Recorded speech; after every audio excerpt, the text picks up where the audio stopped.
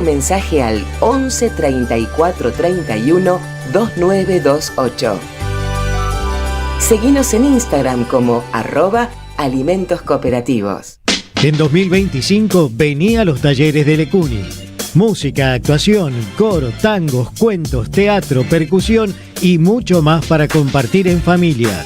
Acordate, en 2025 los talleres de Lecuni te están esperando. Informes e inscripción, informes.ecuni@gmail.com y seguinos en Facebook, Espacio Cultural Nuestros Hijos, y en Instagram, @ecuni.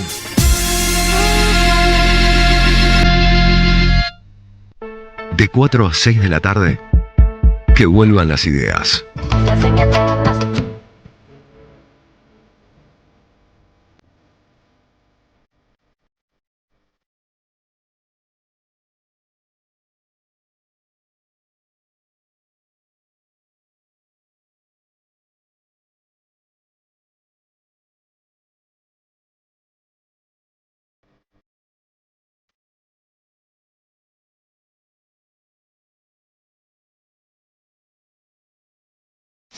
Que vuelvan las ideas. De 4 a 6 de la tarde. Caruso, Ginger, Radiche, Hamilton, Restivo, Aymú, Marcos. Vuelven en ideas. Siempre. Que vuelvan las ideas. Que vuelvan. Hola, ¿qué tal? ¿Cómo andan? ¿Qué dicen? Muy buenas tardes. Miércoles 9 de julio y feliz Día de la Patria. Por favor, que no nos dé cringe, que no nos haga sentir un cliché ni nada que se le parezca. Feliz Día de la Patria en este 9 de julio. En tiempos en que, como siempre decimos en Que Vuelvan, la historia se cruza con nuestro presente y algo tiene para mostrarnos siempre en este cruce de esquinas. Y es algo de lo que vamos a compartir en esta jornada de miércoles. Vamos hasta las 6, estamos en la 530, ya lo saben, compartimos historias, pero hoy seguramente es un día especial. Feriado de descanso, pero también, además del locro patrio, hay que decirlo todo rápido, también tenemos la posibilidad de levantar un poco la cabeza, mirar lo que tenemos alrededor y ver de qué manera todavía se va gestando ese proceso, entendido así, ¿no? Como un proceso, nuestra propia independencia. Bueno, vamos a tener un programa, más allá del feriado, muy interesante, con varias historias y varias entrevistas que por lo menos a nosotros nos entusiasma mucho. Por supuesto, vamos a conversar con nuestro historiador predilecto de cabecera, Juan Francisco Martínez Peria, y no solamente eso, sino que lo vamos a cruzar con dos otras historias o dos otras entrevistas que creo que se las traen para este momento. En un ratito vamos a hablar con Rafael Klexer, referente del movimiento La Dignidad. Vamos a charlar sobre lo que nos está pasando, sobre lo que está pasando en los barrios populares, cómo está viendo él la violencia, qué está pasando en los comedores. Van a ver que se van a sorprender con algunas cosas que dice Rafael y sobre todo el momento de la política para tratar de reconstruir, para recuperar ese sendero de lo que hoy celebramos. Y vamos a hablar también con Luis Arranz. Luis Arranz es una nota que compartimos hace muy poquito. Luis Arranz es amigo de este programa, es amigo de esta casa, es parte de esta casa, porque Luis fue compañero de Eve durante mucho tiempo, trabajó en prensa, pero además era quien, cada vez que a Eve se le ocurrió una idea, siempre estaba Luis para tratar de ponerla en marcha, y van a ver qué cosas lindas nos dice de ese trabajo que Eve decía tenía y le enorgullecía, trabajar de madre de Plaza de Mayo. Y también nos parece que en una jornada como hoy tenía mucho sentido recuperar esa conversación. Hoy también se cumple un homenaje muy importante. Miren ustedes cuándo se le ocurrió nacer a Mercedes Sosa, ¿no? Un 9 de julio. Siempre nos pareció que era algo tan emblemático, tan simbólico. Hoy cumpliría 90 años, así que vamos a tener algo también para homenajear a la querida negra. Arrancamos Que Vuelvan en este miércoles 9 de julio. Viva la patria, acompañémonos hasta las 6, compartamos lindas historias que también tienen que ver con ese nosotros tan especial. Que vuelvan las ideas. Hasta las 18. Volver con actualidad. Regreso informativo. Que Que vuelvan las ideas.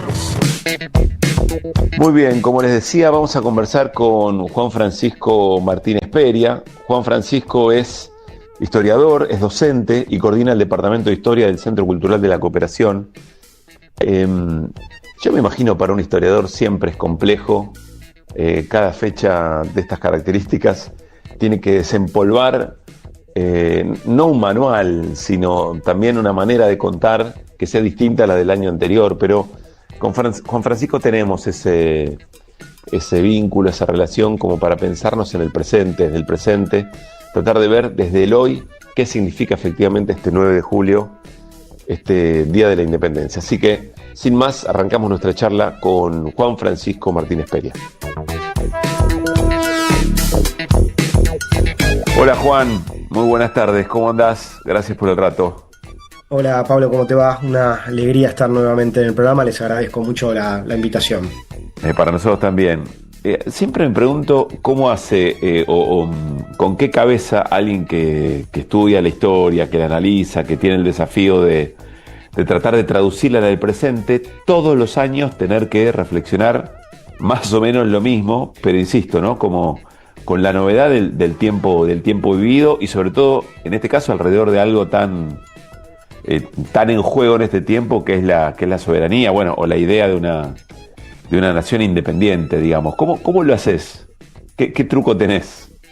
Bueno, Pablo, por un lado, como diría Mirta, el público se renueva, ¿no? Entonces, uno obviamente que no inventa de cero. Muchas cosas que voy a decir ya las he dicho acá en otro momento, en otra efeméride, en otro año, digamos.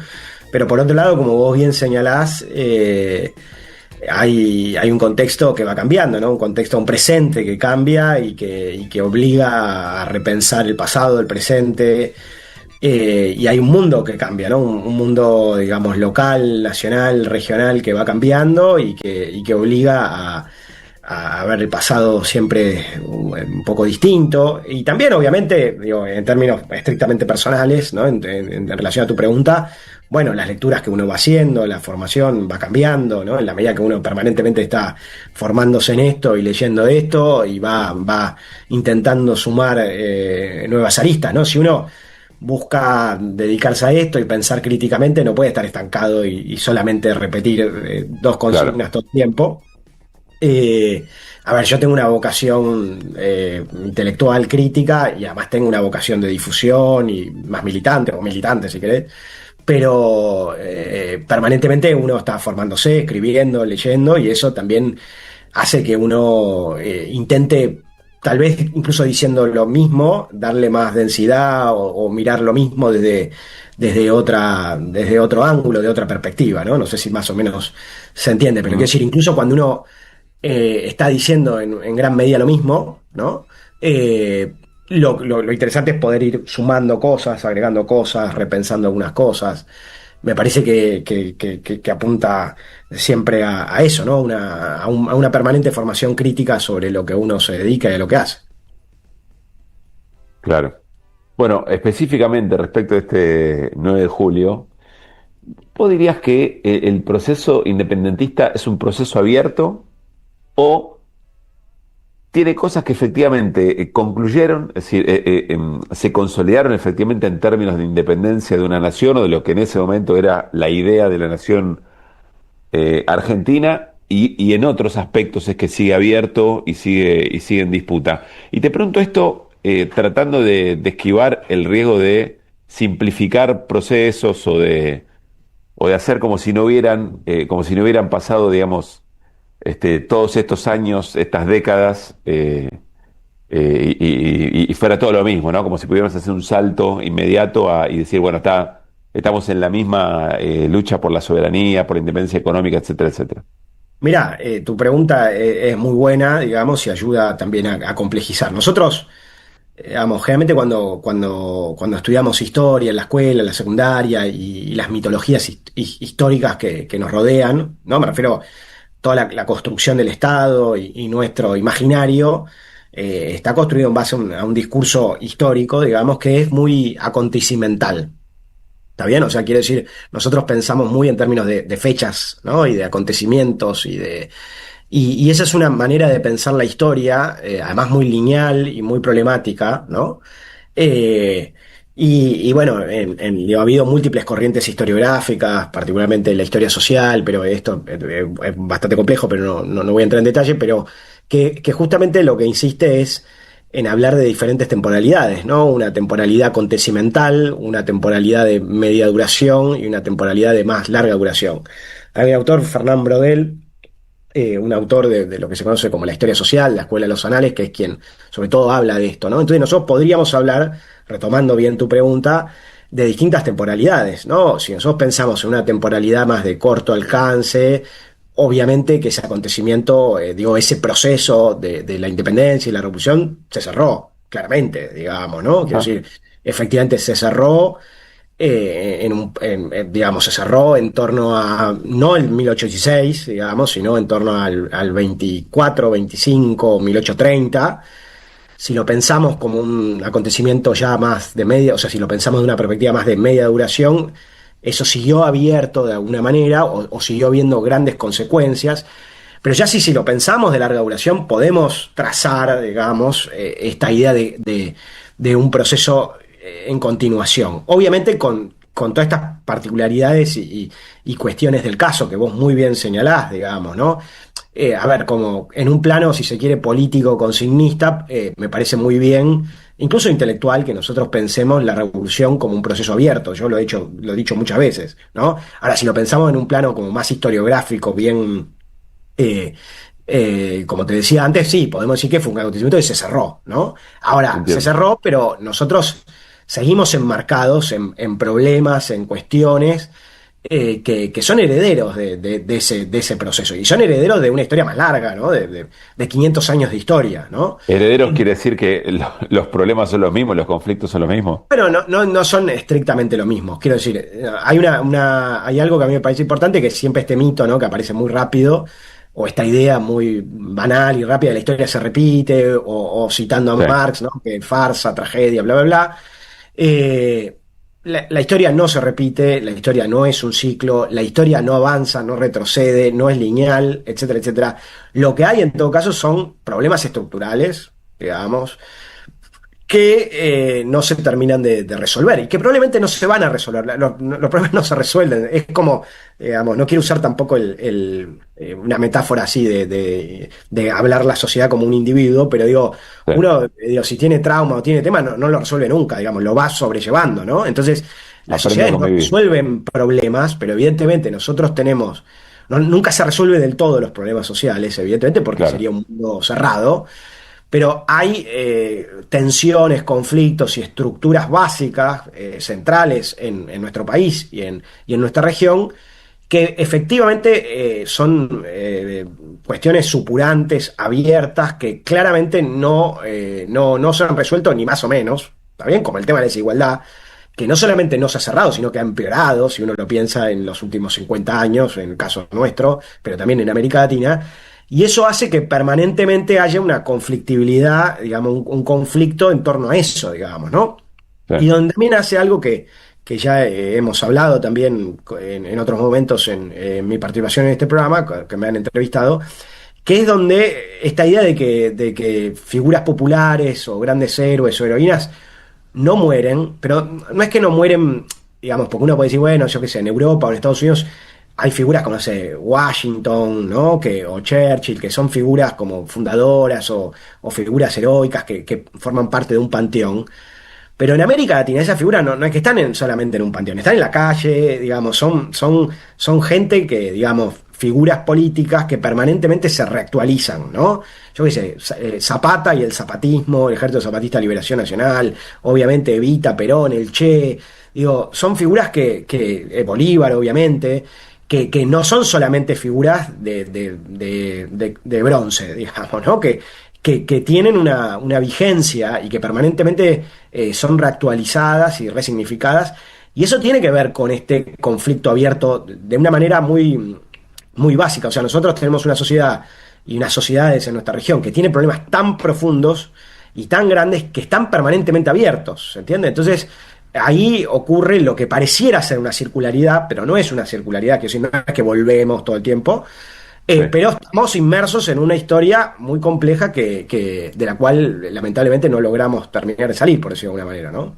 Ahora, Juan, el otro día, casi de casualidad, en los alrededores del 20 de junio, eh, le prestamos atención en el programa La Promesa a la Bandera, Sí. nada, por tener gente alrededor en edad de hacerlo. Y reflexionábamos algo que me parece también podría ir respecto de la lucha por la independencia, la conquista de la independencia, que es que a veces en determinados momentos daría la sensación que son significantes, no quiero ir a significantes, como que son significantes disponibles para cualquier interpretación. Y decíamos, noche, esa bandera pensada en ese momento estaba imaginando una idea de nación, una idea de proyecto de país. No se la puede apropiar cualquiera, no es la bandera que representa cualquier proyecto político, cualquier proyecto económico y a cualquier proyecto de convivencia social. Te quiero preguntar lo mismo por la independencia, es decir, la independencia, ¿qué país imaginó, digamos? Y en todo caso, ¿cómo andamos con eso? Bueno, ahí, Pablo, yo siempre señalo que más allá de esto que vos decís, el significante vacío, digamos, que en definitiva todo es un significante vacío, pero bueno, yo O la siempre. disputa es como qué significado imprimirle en cada momento, digamos, ¿no? Claro, pero por eso, retomando un poco la pregunta, yo siempre digo lo mismo y me parece que es importante, es entender el proceso que se abre en 1810 como un proceso en disputa, digamos, ¿no? En gran medida, si puede haber hoy por hoy múltiples interpretaciones, es porque en ese momento había múltiples interpretaciones, ¿sí? El proceso de independencia no era un proceso en el cual todas las figuras que nosotros ponemos en el Villiquen, así, bueno, ya no existe más Villiquen, ¿no? Pero digo, que ponemos todos como amiguitos, no sé qué, estaban todos de acuerdo. No, fue un proceso abierto, digamos, un proceso en disputa con diferentes proyectos políticos y en todo caso lo que nosotros podemos subrayar qué proyectos nos parecen desde la perspectiva actual como más significativos y como más importantes. El proyecto que terminó imponiéndose, digamos, era un proyecto que habitaba ahí, digamos, ¿no? Quiero decir que estaba Sí, vivo el proyecto. Cuando vos bien decías, eso se cerró, efectivamente se cerró, de alguna manera. El tema es que como se cerró, implicó en gran medida una traición, digamos, a otro proyecto que había, que era más interesante, ¿no? De hecho, Antonio Gramsci tiene un concepto que a veces se usa para. Hay varios conceptos que se pueden usar para esto, el de revolución trunca, revolución traicionada. Pero Gramsci habla de revolución pasiva, que me parece interesante también, que también se ha usado, ¿no? Que es esta idea de un proceso que es porque hay una gran discusión de si la Revolución de Mayo y este proceso fue una revolución. Es una gran pregunta. También se ha escrito muchísimo y hay una discusión muy razonable, digamos, ¿no? Porque si uno lo piensa desde la revolución, desde una perspectiva así como bastante marxista ortodoxa, bueno, una revolución tiene que implicar un cambio socioeconómico profundo. Acá no hubo un cambio socioeconómico profundo. Entonces, perfectamente uno puede decir esto no fue una revolución. Y hay gente que lo ha dicho de esa manera, digamos, ¿no? Pero hay un concepto que me parece que es este que más interesante, que es la idea de una revolución pasiva. ¿Qué quiere decir? Una revolución que se abre, o sea, hay un contexto revolucionario que desde mi punto de vista es indiscutido, porque hay una gran alteración de el orden social, político, económico, cultural, pero cuando se cierra, digamos, se termina cerrando de una manera en la cual los que estaban bastante bien al principio terminan estando mejor. ¿Se entiende? Quiero decir, donde las esperanzas y las corrientes más emancipatorias, más radicalizadas en términos sociales, políticos y culturales, no son las que logran imponerse, sino que son las vertientes más moderadas, más conservadoras y más elitistas. Entonces nosotros tenemos un proceso que se abre, pero que cuando se cierra, termina cerrándose, digamos, en esas características. Por eso podemos usar ese concepto. Ahora, por eso yo te decía que lo que hay en realidad ahí es una disputa, ¿está bien? Entre sectores que no estaban muy interesados necesariamente en la independencia, no estaban muy interesados, para nada interesados en la unidad regional, y no estaban para nada interesados, sino todo lo contrario, en un cambio social, ya sea más profundo o más moderado, ¿no? Y había otros sectores que sí. Ahora, los que ganaron fueron estos que te decía, los que yo los más llamo los conservadores. angustiados, los angustiados de Macri, ¿no? Me imagino la angustia de los patriotas, ¿no? Sí. Yo siempre cito ese discurso de Macri del 2016, porque claramente, digamos, él está hablando de su angustia, digamos, ¿no? De una continuidad de la angustia de los Alvear, de los Rivadavia, digamos, que no estaban convencidos de la independencia, y la angustia de nuestra élite actual, que es heredera de eso, con todos los tiempos y todo lo que dijimos antes, pero en definitiva es heredera, y que tampoco busca un país soberano, ¿no? Verdaderamente soberano. Entonces, si vos me preguntas qué era lo que se buscaba ahí, bueno, efectivamente lo que había era una disputa, ¿no? O sea, en esa disputa nosotros tenemos que, desde el punto de vista, desde posiciones nacionales populares, latinoamericanas, progresistas, llamala como quiera, reivindicar lo más interesante, pero saber que no era lo único. ¿Está bien? Sí, por eso digo, si terminó como terminó esto, es porque en esa disputa ganaron unos y perdieron otros. ¿Tá? Sí. No es que terminó así por una cuestión mágica, sino que hubo un conflicto. Y después hay otra cosa también muy importante, y las identidades nacionales son identidades construidas, ¿está bien? Y son identidades disputadas. ¿Qué es la argentinidad? La argentinidad no es algo definible objetivamente, digamos, ¿no? O podemos definir ciertas cosas, si se quiere, medio objetivamente, pero es una permanente construcción. Y esa construcción es una construcción de cómo pensemos el presente, cómo pensamos nuestro lugar en el mundo, cómo pensamos nuestro sustrato cultural étnico y cómo pensamos nuestro pasado, ¿no?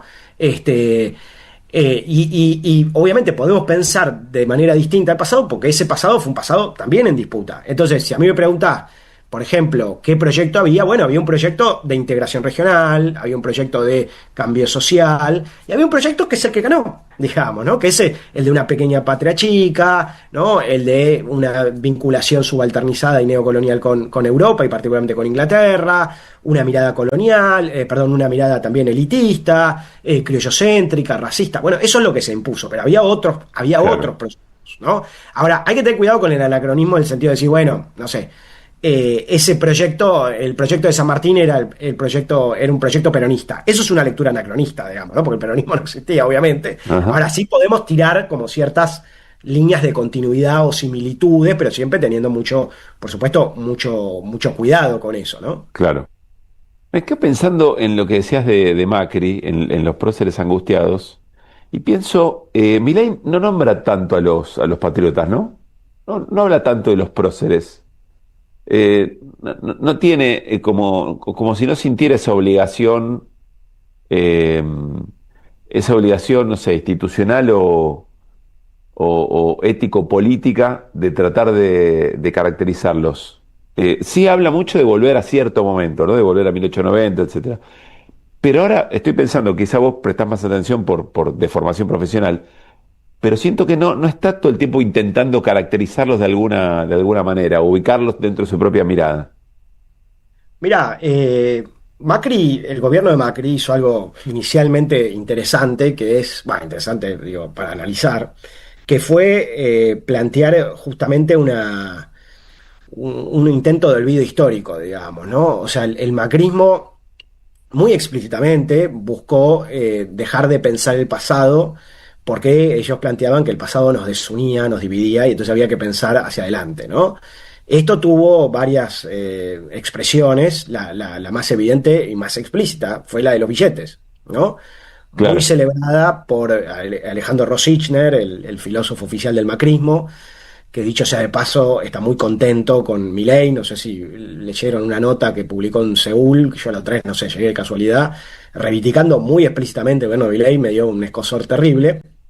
Pero digo, los billetes era justamente una idea de, bueno, olvidemos la historia, porque la historia permanentemente es conflicto, ¿no? Permanentemente estamos discutiendo la historia, sí. Entonces miremos hacia adelante. Después, sobre todo en la segunda parte del gobierno de Milei, de Macri, hubo como más intento de recuperar algunas cosas del pasado, ¿no? Pero Macri no fue un tipo que permanentemente hizo una recuperación del pasado, ¿no? Eso me parece interesante, ¿por qué? Porque la derecha argentina y el liberalismo oligárquico argentino siempre tuvo una preocupación muy grande por el pasado, porque lo construyeron ellos, o sea, ellos construyeron un panteón y permanentemente iban todo el tiempo a ese panteón y a ese recorrido, digamos, que habían construido, y esto fue muy fuerte, por ejemplo, identificando a Perón con Rosas, identificando a Irigoyen con Rosas, hablando de la línea Mayo Caseros, todo el tiempo la oligarquía argentina tuvo una dimensión histórica muy fuerte. Eso se fue perdiendo porque la élite argentina tenía una decadencia brutal y a duras penas leen un libro,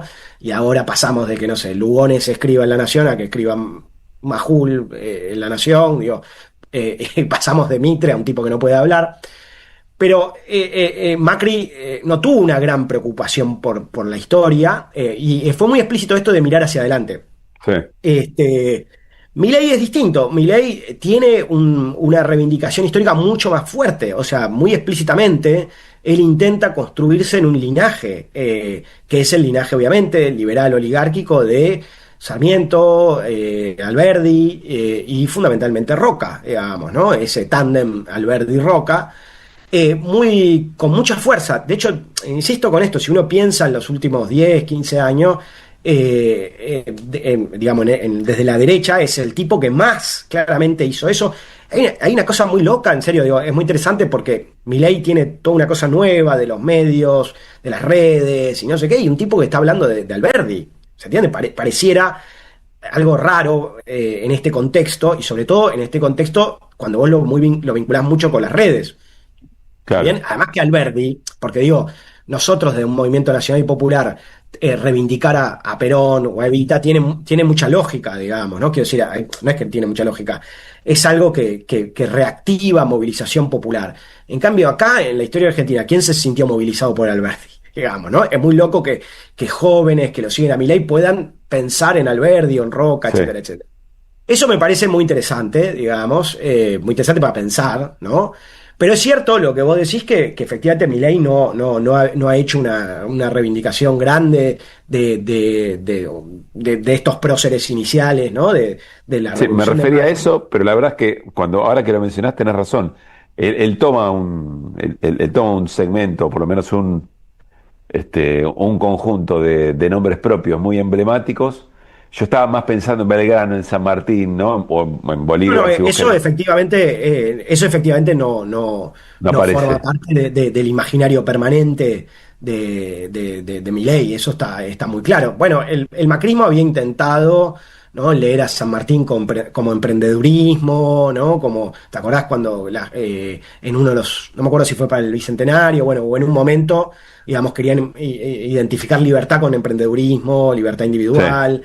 Esa operación estuvo, pero yo diría que el macrismo fue mucho menos, digamos, reivindicador de un linaje histórico que Milei, digamos, ¿no? La interesante operación eso, che. histórica es mucho más fuerte, lo que pasa es que, claro, es mucho más fuerte hacia la generación del 80, ¿no? Claro.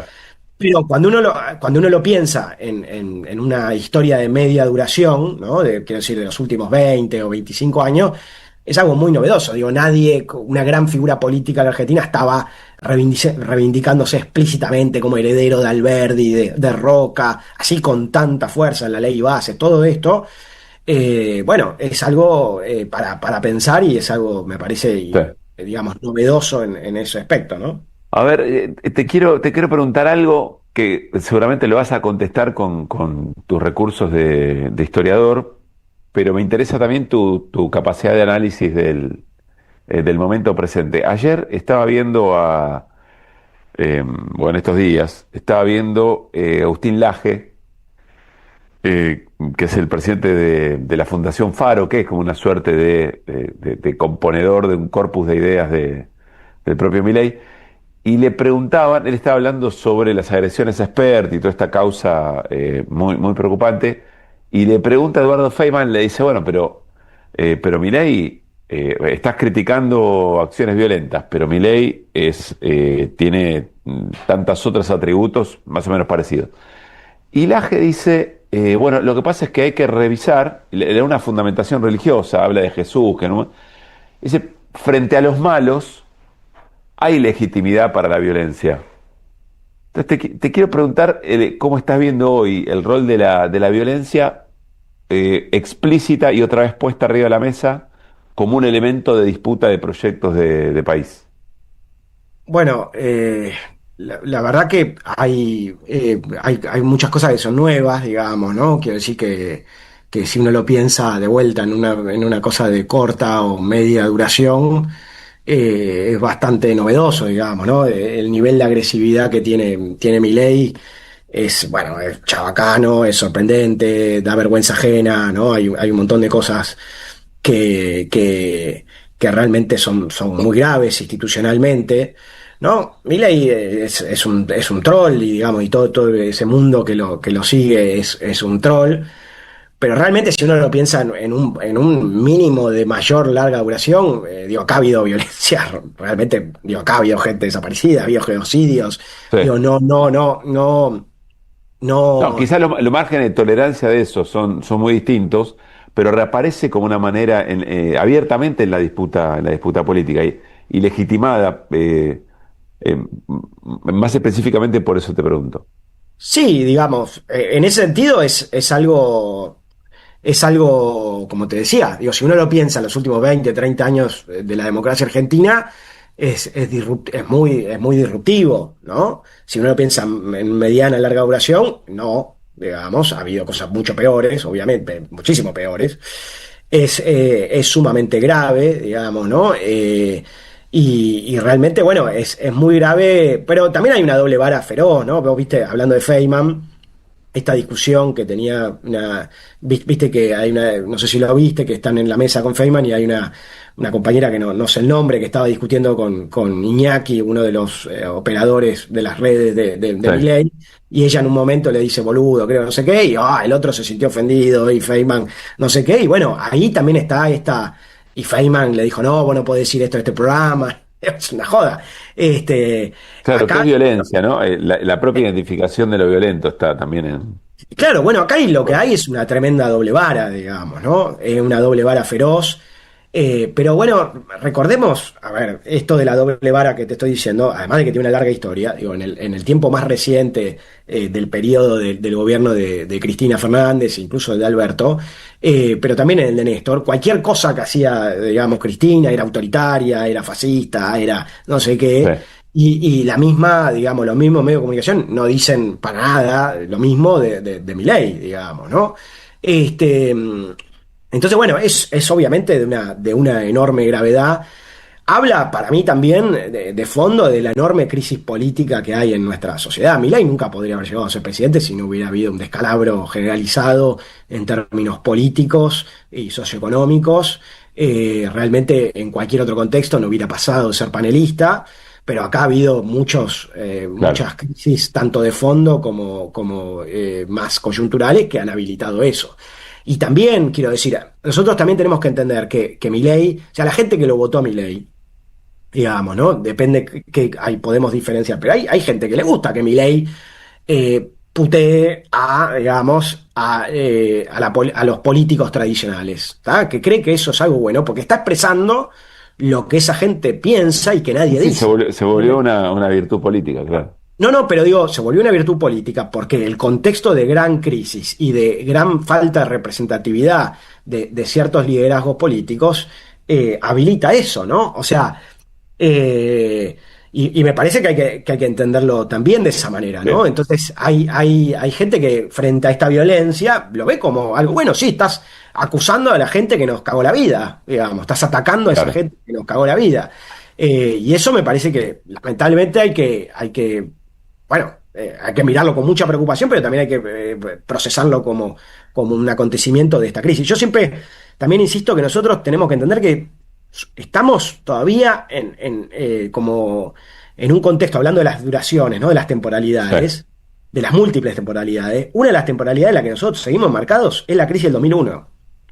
¿Está bien? O sea, vos acá rascás y sale de vuelta el que se vayan todos, digamos, acá Claro. rascás y lo que hay es una crítica feroz a los políticos, hay una mirada muy crítica de la situación socioeconómica y eso sigue, y vos fíjate que cada líder que fue apareciendo es la nueva política, ¿está bien?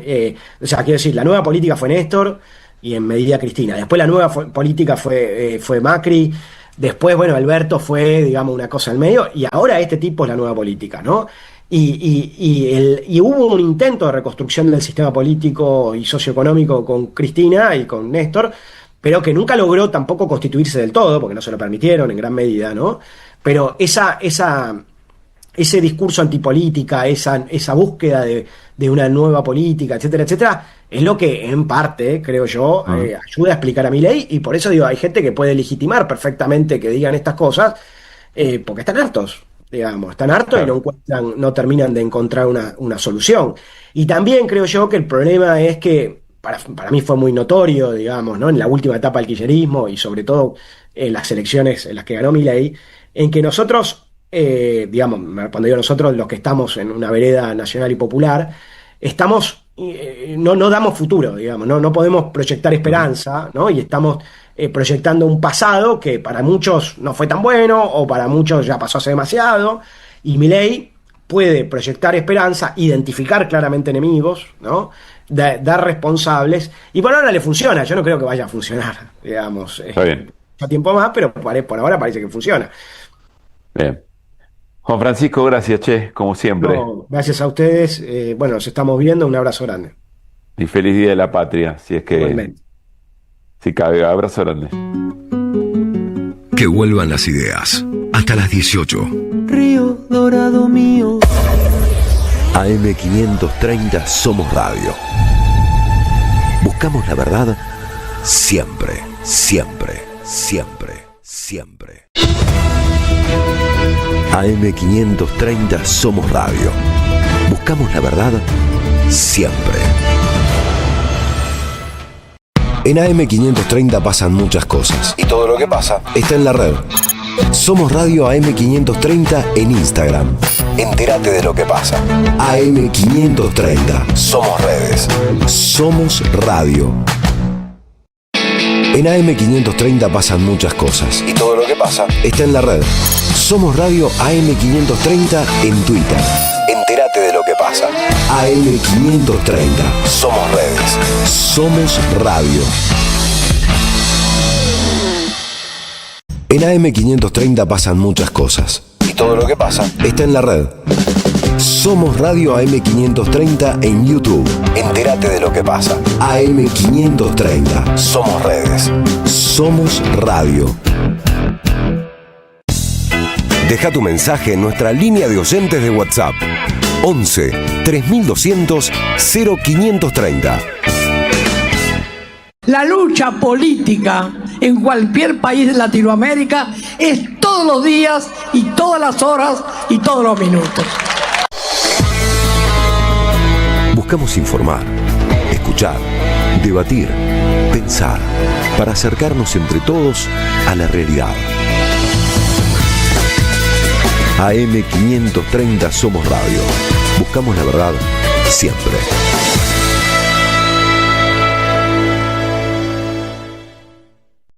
¿Sabés qué le falta a tu carpeta de favoritos? AM530 somosradio.com.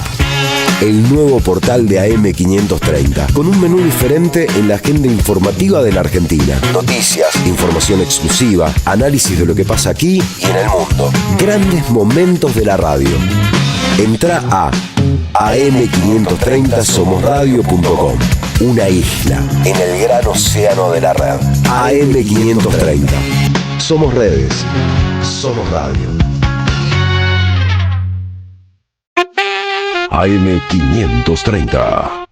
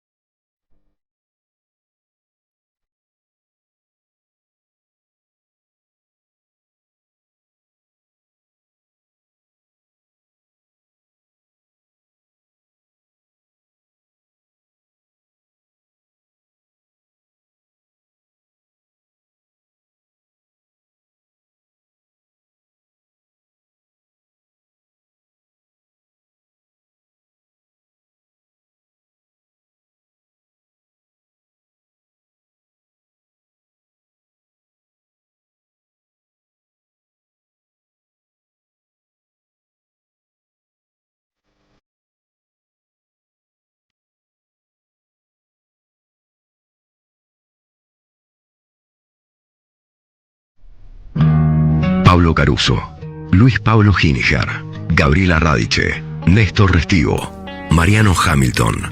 De 16 a 18, que vuelvan las ideas. Regreso informativo. Hasta las 18, que vuelvan las ideas. Que vuelvan.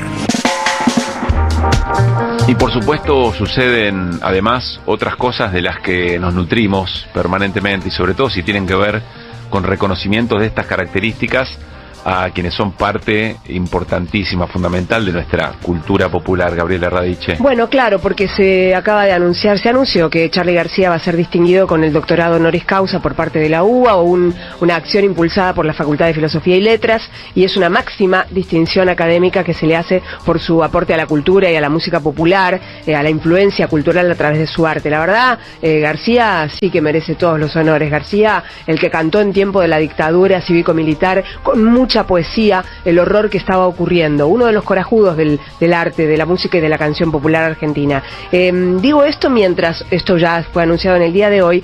Otro lugar, y mira cómo me quedo con los ámbitos universitarios, me parece que no es menor eso, porque en otra provincia, en la provincia de Córdoba, Adrián Dárgelos, el poeta, cantante, autor de las canciones de Babasónicos, otro hombre de la cultura popular, también un pibe muy político en muchas de sus interpretaciones del mundo. Adrián Dárgelos fue a la Universidad Nacional de Córdoba porque le dieron un premio, que es el Premio Cultura Centenario de la Reforma Universitaria. Obviamente también por el aporte al arte, etcétera. Y ahí tuvo un diálogo, estuvo haciendo una charla abierta y no dejó pasar esta circunstancia que estamos atravesando con Cristina condenada. Escuchen la manera en la que reflexiona sobre este tiempo un hombre de la cultura del rock, un hombre de la cultura del pop, un hombre muy valioso también de las letras, tiene libros publicados. Adrián Dárgelos decía esto en Córdoba. Me está volviendo loco un poco esta superposición o este campo de intersección entre lo no ficción y la ficción. ¿Hasta qué punto se puede estirar tanta la fantasía periodística para que se autoconvenzan los que la están diciendo de que es realidad y después opere en los comentarios? Ese periodista genera un consenso como para presentarlo como una causa con abogados y políticos. Esa causa prospera y hoy una persona es declarada en tercera instancia culpable. ¿Y qué diferencia tiene eso de la metaliteratura, de la literatura total o de los terrenos donde lo ficcional y lo no ficcional, si ni siquiera se pueden comprobar las pruebas? Entonces, en cualquier momento podés ser juzgado por lo que pensás o por lo que deseás o lo que todavía no es un hecho, pero lo estás deseando. Un periodista o una persona como nosotros que somos lectores, vamos a la fuente a entender por qué la situación que están contando es real o no es real. Pero el resto de las personas es inoculada, al igual que por una canción, por rumores convertidos en noticias. La posverdad o la verdad artificial o qué buena palabra usó, inoculada. Sí. Somos inoculados con una cantidad enorme de odio, veneno, mentiras, y mucha gente no tiene la posibilidad de cotejar información. Posibilidad o tiempo. Posibilidad, tiempo, ejercicio que puede tener también quien trabaja todo el tiempo con noticias. La verdad que me pareció súper valioso. Digo, resalto el ámbito universitario, un ámbito donde ayer, por ejemplo, también ante el atropello de Espert se plantó también la gente en la facultad, en la Universidad Católica, levantarse y decir, che, pará, hasta acá. Hasta acá, no hay un límite. Con un comunicado de la misma universidad, sí, pero muy interesante, por ser una universidad que no está conducida por ningún sector de izquierda, ni progresista, ni nada por el estilo. Es de la Iglesia oficial, de la Iglesia Católica Argentina. Sí, bueno. Qué valioso lo de Dárgelos, ¿no? Me pareció muy valioso, siempre lúcido. Y bueno, para cerrar quería sumar, antes de que vos sumes, también un audio importante de alguien que viene a hablarnos y a hacernos reflexionar también con las nuevas generaciones, qué es lo que está pasando en este tiempo. Lali, que tiene mucha llegada a las nuevas generaciones, ayer redobló la apuesta, republicó en Twitter, en X, el qué peligroso, qué triste. Lo mismo que puso el día que asumió Milei, lo retuiteó, lo puso en valor, otra vez a jugar, o sea, vuelve a decir, más que nunca, qué peligroso, qué triste. Hace unos días Fito Páez reflexionaba con Leiva en ISPA. Julio Leiva, sí. Y hablaba efectivamente sobre las nuevas generaciones y los instrumentos de inoculación, si lo hacemos charlar con lo que recién nos hacía escuchar Gaby, del referente de Babasónicos. Presten atención, porque nos parece muy valioso que la cultura se ponga al frente en un momento tan difícil y trate de bueno, por lo menos compartir su mirada a sectores que quizá a ellos los escuchen de una manera que no escuchan a ningún dirigente político, pero hablan de política y muestran la preocupación por lo que nos pasa, más allá que no tengan a mano cuál es la solución o que eventualmente no pongan la solución a un partido político. Es identificar el problema, es caracterizar el problema. Fito Páez. Han domesticado a la juventud, que no se puede. Lo lograron. Entonces, no es joda, ahí hay un enemigo en serio. Para eso somos quienes son. No me vengan otra vez con el cuentito de que Silicon Valley era un experimento, ¿viste? Tienen a todo el mundo agarradito al teléfono. Aquí, en la Antártida, en la Siberia, en Europa, en cualquier islita que te pierdas en el mundo, están todos así. Hubo un plan, lo lograron. Y eso nos alejó del amor, del polvo, de los besos, de todas las cosas lindas. Y entonces ahí hay una tarea que incluso me parece trasciende la idea de la sangre, es la sangre y la guita. Por eso aburre tanto la gente que habla solo de guita.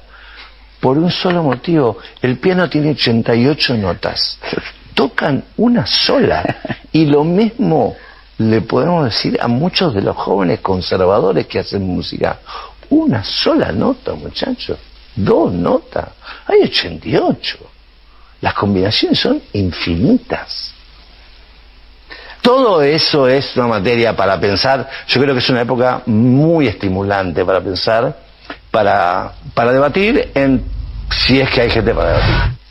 Bien, Fito Páez con Julio Leiva en ISPA, otra vez hablando sobre lo mismo, la preocupación de las nuevas generaciones y el control.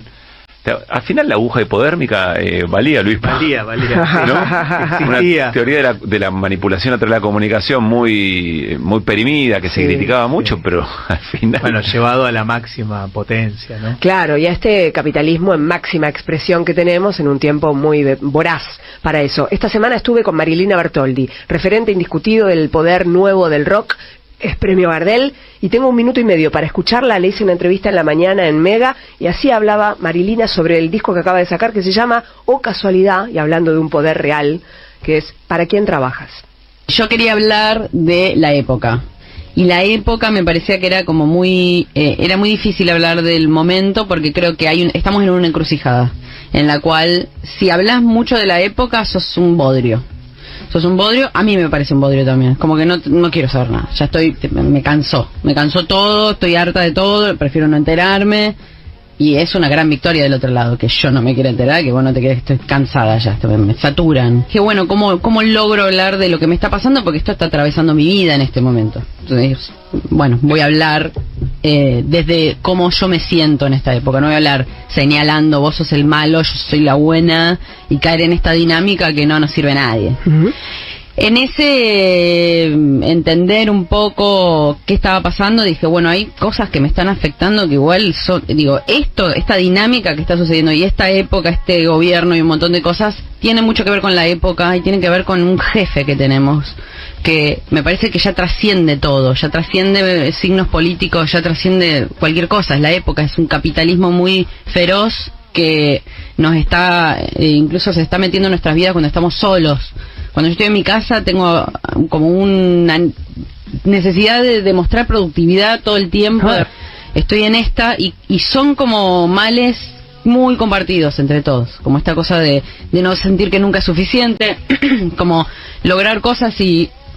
por eso quería hacer como algo que suena una pregunta pero que sea una afirmación, y es ¿para quién trabajas? Es como decirte, tenemos un mismo jefe, es como vos sabés para quién.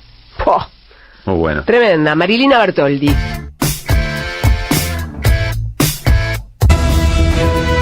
AM530 Somos Radio. Buscamos la verdad siempre. En AM530 pasan muchas cosas. Y todo lo que pasa. Cuenta en Instagram. Entérate de lo que pasa. AM530. Somos redes. Somos radio. En AM530 pasan muchas cosas. Y todo lo que pasa está en la red. Somos Radio AM530 en Twitter. Entérate de lo que pasa. AM530. Somos redes. Somos radio. En AM530 pasan muchas cosas. Y todo lo que pasa está en la red. Somos Radio AM530 en YouTube. Entérate de lo que pasa. AM530. Somos redes. Somos radio.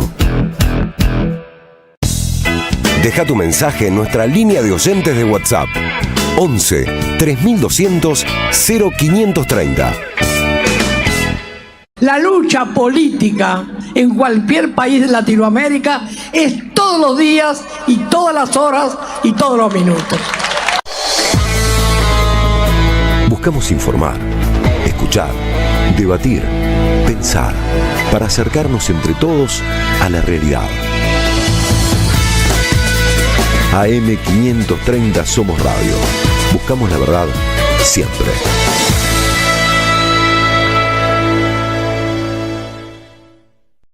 ¿Sabes qué le falta a tu carpeta de favoritos? AM530somosradio.com. El nuevo portal de AM530, con un menú diferente en la agenda informativa de la Argentina. Noticias, información exclusiva, análisis de lo que pasa aquí y en el mundo. Grandes momentos de la radio. Entra a am530somosradio.com. Una isla en el gran océano de la red. AM530. Somos redes. Somos radio. AM530. Somos radio. Somos radio. AM530. AM530. AM530. Que la radio es comunicación, es imaginación, es educación. No hay nada que eduque más que una radio, no hay nada más que te haga imaginar cosas que una radio. Cuando uno es chiquito y escucha por primera vez la radio, te imaginas cualquier cosa, es impresionante. Te armas un teatro. Por un lado, respecto de lo que podríamos denominar culofobia, que técnicamente quizás sea un término que no existe, la verdad es que hay antecedentes, me atrevo a decir, imperturbables en el discurso del poder político en la Argentina y en cierto discurso social. El ejemplo más concreto ahí es lo que ocurre con el fútbol masculino, que al día de hoy, en tribunas del fútbol masculino, decir te vamos a romper el culo o puto de mierda, asociando directamente además sexualidad anal con homofobia, como si fueran parte de un mismo, todo. La verdad es que allí nunca dejó de existir esta asociación, no dejó de estar súper presente esto mismo y de estar instalado como una metáfora del Toria, ¿no? La idea de que romper el culo o semejantes es siempre un ejercicio de quien humilla y de quien es humillado, es decir, de quien penetra y de quien es penetrado en contra de su consentimiento, ¿no? Esto siempre estuvo. Ahora, que sea parte del discurso oficial, diario, cotidiano, diría yo incluso alardeado como discurso, que como discurso esté presente en las webs oficiales, por ejemplo, de Casa Rosada y de Presidencia de la Nación, donde se reproducen los discursos del presidente Milei y en donde leemos, cualquiera que haga una búsqueda rápida ahí lo puede encontrar, romper el culo cada 3 líneas. Nos pone ante un panorama que a mi criterio es de una homofobia de Estado. ¿Qué llamo homofobia de Estado? Llamo directamente a la asunción por parte del Estado de políticas homofóbicas concretas. Que vuelvan las ideas. Romper el culo cada 3 líneas. Que vuelvan. AM530. Somos radio. A las madres las abrazamos entre todas y todos. No les vengo a hablar de lo mal que nos trata el gobierno. Las madres no esperamos nada de Milei, lo combatimos. No queremos sentarnos a hablar con él ni con nadie que venga de su mano. Pero las madres sí esperamos todo de nuestro pueblo. Seguimos la lucha como ella le hubiera gustado y reclamamos una vez más la solidaridad de todos los que nos quieren. Colaboren, no importa si poco o mucho, lo que puedan. Todo suma, los necesitamos. No se olviden el alias, amigos.madres.plaza. Tu aporte económico es muy importante para seguir creciendo. Defendamos la memoria, un legado cargado de futuro. Súmate a este proyecto colectivo. Construyamos comunidad. Alimentos Cooperativos. Producción y comercialización de productos cooperativos y de agricultura familiar. Envíos a todo el país. Por pedido, envía tu mensaje al 11 34 31 2928. Seguinos en Instagram como @alimentos cooperativos. Novedades en Ediciones Continente. FMI. La trama oculta de la deuda, impunidad y poder de Alejandro Olmos Gaona. El acuerdo de Javier Milei expone una larga lista de sometimientos a las pretensiones del Fondo Monetario Internacional, del que existe un total desconocimiento sobre su estructura normativa. Un libro que pone en evidencia todo lo que no se sabe. Ediciones Continente. Editamos futuro con memoria. Ingresá a nuestro sitio www.edicontinente.com.ar o a nuestro Instagram @edicontinente. En 2025 vení a los talleres de Lecuni. Música, actuación, coro, tangos, cuentos, teatro, percusión y mucho más para compartir en familia. Acordate, en 2025 los talleres de Lecuni te están esperando.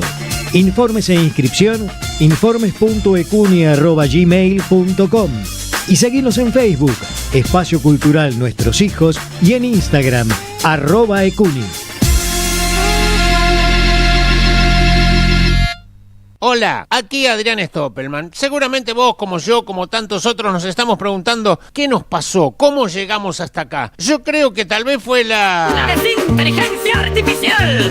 Y para combatir la desinteligencia artificial, este fin de semana, 2 shows. El viernes 11 en Lo de Néstor y el sábado 12 en Vicente López en Tiempos de Memoria. Desinteligencia artificial. Las entradas por Passline al 11 35 90 57 45. Viernes 11, Lo de Néstor. Sábado 12, Vicente López, Tiempos de Memoria. Desinteligencia artificial con Adrián Stoppelman. Entradas por Passline. Revista Acción, un medio alternativo 100% digital, una mirada cooperativista sobre el país y el mundo. Información, análisis y opinión. Porque otro mundo es posible, entra en Acción. En la web y en las redes sociales. www.accion.coop. Seguí a la Cámara de Diputados de la Provincia de Buenos Aires a través de sus redes sociales y entérate de todas las actividades legislativas en Instagram y Facebook como @diputadosBA y en Twitter como HCDiputadosBA. Daniel Tonietti está en AM530. Vamos a saludarlo al secretario general de la UOM, Unión Obrera Metalúrgica, Abel Furlan. Abel, muy buenos días, ¿cómo estás? Acá hay un intento claramente de someter a la grande mayoría popular y fundamentalmente a los trabajadores mediante un proceso político, económico y social que cada vez ajusta más sobre las grandes mayorías populares y fundamentalmente sobre los trabajadores, que tienen hoy por hoy un cepo a la hora de discutir la paritaria. A las 10, siempre soy en AM530. Construimos comunidad, buscamos la verdad, siempre. La patria no se vende. Con Carlos Polimeni en el Día del Amigo. Un espectáculo de radio, historia, política, poesía y música en vivo.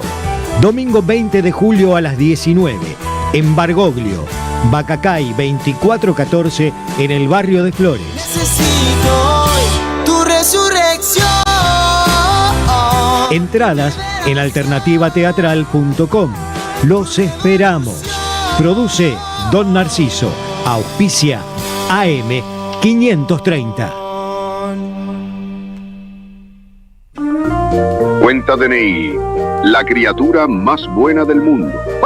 Hoy presentamos y prestamos hasta 50 millones de pesos para que Carlos Quincho haga su quincho, para que Rubén Coche se compre su coche y para que María veranee.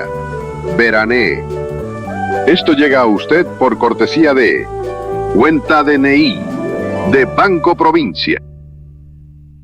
AM530 Somos Radio. Buscamos la verdad siempre. Ideas que vuelvan. Cuando los poderes dominantes permiten un discurso extremista, la gente violenta se siente legitimada para recurrir a la violencia. Gran parte de los problemas y asuntos sociales tienen una dimensión discursiva. Cualquier discurso público no es inocente. Inmenso. Manipular a las personas es fácil. Y manipular a la gente contra minorías, cualquier tipo de minoría, es aún más fácil porque la gente tiene la tendencia, sobre todo en tiempos de crisis, de culpar a gente que no tiene poder y no la gente de arriba. Que vuelvan las ideas. Cualquier discurso público no es inocente. Que vuelvan. Arrancamos segunda hora de Que vuelvan las ideas. Ya estamos bien metidos en nuestro segundo tramo. Vamos hasta las 6. Estamos en la 530 en este 9 de julio feriado que nos hace pensar, nos ayuda a observar en qué momento estamos de ese, como nos dijo Juan Francisco hace un rato, en qué momento de ese proceso de la independencia efectivamente estamos. Miren, hay una charla que queremos recuperar que la verdad es que nos conmovió, la hicimos hace poquitos días. Es con Luis Arranz. Luis fue colaborador de EVE, trabajó en prensa de madres de la Asociación Madre de Plaza de Mayo, pero con una cercanía a EVE tan especial que quisimos preguntarle de qué se trataba eso que EVE siempre se jactaba de que sea su trabajo, trabajar de Madre de Plaza de Mayo. ¿Por qué? Porque en estos tiempos donde la política parece costarle entender de qué manera puede volver a interpelar a un sector importante de la sociedad frente a todo lo que está ocurriendo, para encabezar un proyecto alternativo, por lo menos para contraponer ideas, Luis nos va a poder contar qué significaba efectivamente ese desafío de EVE, de despertarse cada mañana, de tratar de hacer una lectura de la realidad de ese momento y encontrar la forma, como Madre de Plaza de Mayo, junto a sus compañeras, de desafiarnos, de llamar la atención, de generar algo disruptivo, algo que nos saque del aturdimiento. Miren qué necesario que es todo eso ahora. Y queríamos repasarlo para ver si hay dirigencias intermedias o de las más importantes que logran conectar con eso y más allá de las estrategias electorales y más allá de lo que hoy mismo tiene que definirse, encontrar esos modos sorpresivos, no sorprender por sorprender, sino porque logran encender una mecha, logran generar por lo menos la chispa necesaria para movilizar a una sociedad que no diría que está adormecida ni quieta, pero que sí anda necesitando iluminar caminos nuevos. Así que esta charla con Luis Arranz me parece que la van a disfrutar como la disfrutamos nosotros hace poquitos días cuando lo hicimos. Vamos con la charla con Luis. Pero muy buenas tardes y me da mucho placer que podamos charlar un ratito largo en el programa a el amigo, colega y compañero Luis Arranz. ¿Qué haces, Luis? ¿Qué tal? ¿Cómo están? Muy buenas tardes. Muchas gracias por esta invitación. Un placer estar en este lugar tan querido y en este programa que también escucho y me acompaña todas las tardes. Bienvenida a tu casa, porque vos acompañás a las madres o acompañaste a las madres de distintas maneras. ¿De hace cuánto tiempo? Y yo estuve trabajando en las madres desde el 2007 hasta el 2019 en el área de prensa. Así que fueron como 12 años más o menos. El área de prensa puede parecer medio frío, pero tenías una relación con las madres muy muy cotidiana, ¿no? Y porque las madres construyen de esa manera también, ¿no? Construyen con mucho afecto, con mucha cotidianidad. Entonces yo siempre digo que los días de las madres no tenían 24 horas, la verdad que tenían muchos más. Fueron 12 años muy intensos, muy hermosos también, muy duros también en otro aspecto, y de muchísimo aprendizaje, ¿no? Cuando Eve decía, yo lo que quiero hacer, me tengo que ocupar de cada cosa administrativa, muchos quilombos que han surgido, por supuesto, me decía, yo quiero trabajar de Madre de Plaza de Mayo, decía Eve. Vos que la conociste muy bien y que conocés a las madres muy bien y en esa cotidianidad, ¿qué significa trabajar de Madre de Plaza de Mayo para las madres y para Eve en particular? Significa muchas cosas. En primer lugar, me parece que significa pensar por los demás y para los demás, significa despojarse del deseo también personal, y significa una construcción cotidiana. O sea, Eve tenía muy en claro, y las madres tienen muy en claro, que la construcción política, la lucha que emprenden, es una cosa de todos los días, ¿no? Eve siempre decía esa frase, que la revolución empieza todos los días, cuando uno se levanta y piensa qué va a hacer por el otro, qué va a hacer para transformar su cotidianidad, qué va a hacer para transformar el mundo, ¿no? A veces decir transformar el mundo queda tan grande. Entonces justamente las madres empeñaban la palabra y la acción pensando en acciones concretas y cotidianas, porque un hecho significativo que implica la irrupción de las madres como organismo inicialmente, ¿no? en la escena pública fue la acción directa, digamos. Hasta entonces los organismos de derechos humanos preexistentes a la dictadura, que no estaban mayormente conformados por familiares, por afectados directos como se le dice habitualmente, eran más de acciones de presentar habeas corpus, de hacer un acompañamiento a presos políticos, ¿no? Visitarlos. La dictadura, bueno, implica una dimensión de exterminio mayúscula, y las madres, además del hecho distintivo de ser madres, deciden salir a un lugar como la plaza, ¿no? Y eso le da esa génesis, de alguna manera, marca también su continuidad a lo largo de todas estas décadas. Entre otras cosas se nos ocurrió charlar con Luis, porque venimos diciendo, quizá ahora algunas cosas van prendiendo un poco más, pero faltaba imaginación política, ¿no? Decíamos, frente a todas las cosas que estaban pasando, el avasallamiento, es cierto, derrota cultural y electoral y también política, pero como que estaban faltando, había un montón de elementos ahí flotando, como para que alguien tenga un poco de imaginación, un poco de audacia, un poco de coraje, y ponga en marcha algún mínimo acontecimiento que por lo menos prenda mecha. Y recordábamos eso, que las madres trabajaban o trabajan, y Eve trabajaba buscando ese cotidiano, ese despertarse temprano que acaba de contar Luis, que cómo era exactamente, o qué ejemplos se te ocurren, porque vos estabas a la par y muchas veces las ideas se le ocurrían a Eve, pero te llamaba a vos para éramos un equipo de varios, pero bueno, Eve y las madres, una de sus características es esa, digamos, de estar de jornadas muy amplias de trabajo. Eve llegaba a la mañana muy temprano a la casa de las madres, y enseguida estaba generando actividades, reuniones, participado de viajes, de muchísimos viajes con las madres, y volvíamos de cenar y estás fusilado, y Eve de 60 años más, y llegaba y decía, bueno, hagamos una reunión. Ahora son las 12 de la noche, una reunión, ya está. Bueno, no, y pensando todo el tiempo actividades, me parece que ahí está un poco también el legado de las madres, ¿no? En primer lugar, me parece que la correlación de fuerzas murió el 30 de abril de 1977, cuando 14 mujeres decidieron ir a la plaza a enfrentar a la dictadura más sangrienta. Y pues sí, la correlación de fuerza como limitante de la acción política. Exactamente, ¿no? Como idea de no medir. Una de las cosas de las madres era no medir en qué momento, no había un timing, sino que era primero una necesidad, o sea, una urgencia, que era lo que motivaba, y que eso me parece que después estaba como espíritu, estuvo y está presente en la lucha de las madres, ¿no?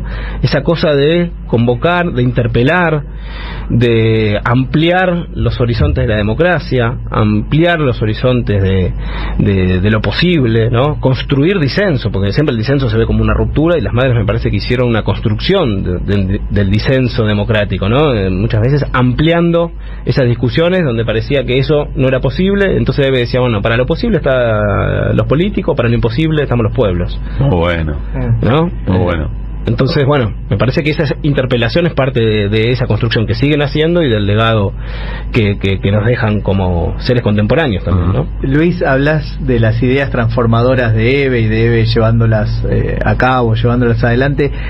¿La viste transformarse a la misma Eve en esos mismos años, además de sus ideas, a ella misma? ¿Viste una evolución en el mejor de los sentidos de la Eve militante, de la Eve más política, de la Eve entusiasmada con la lucha? Sí, cotidianamente y permanentemente. La verdad que era como una esponja también, y tenía algo que no tienen todas las personas, que dialogaba con la época.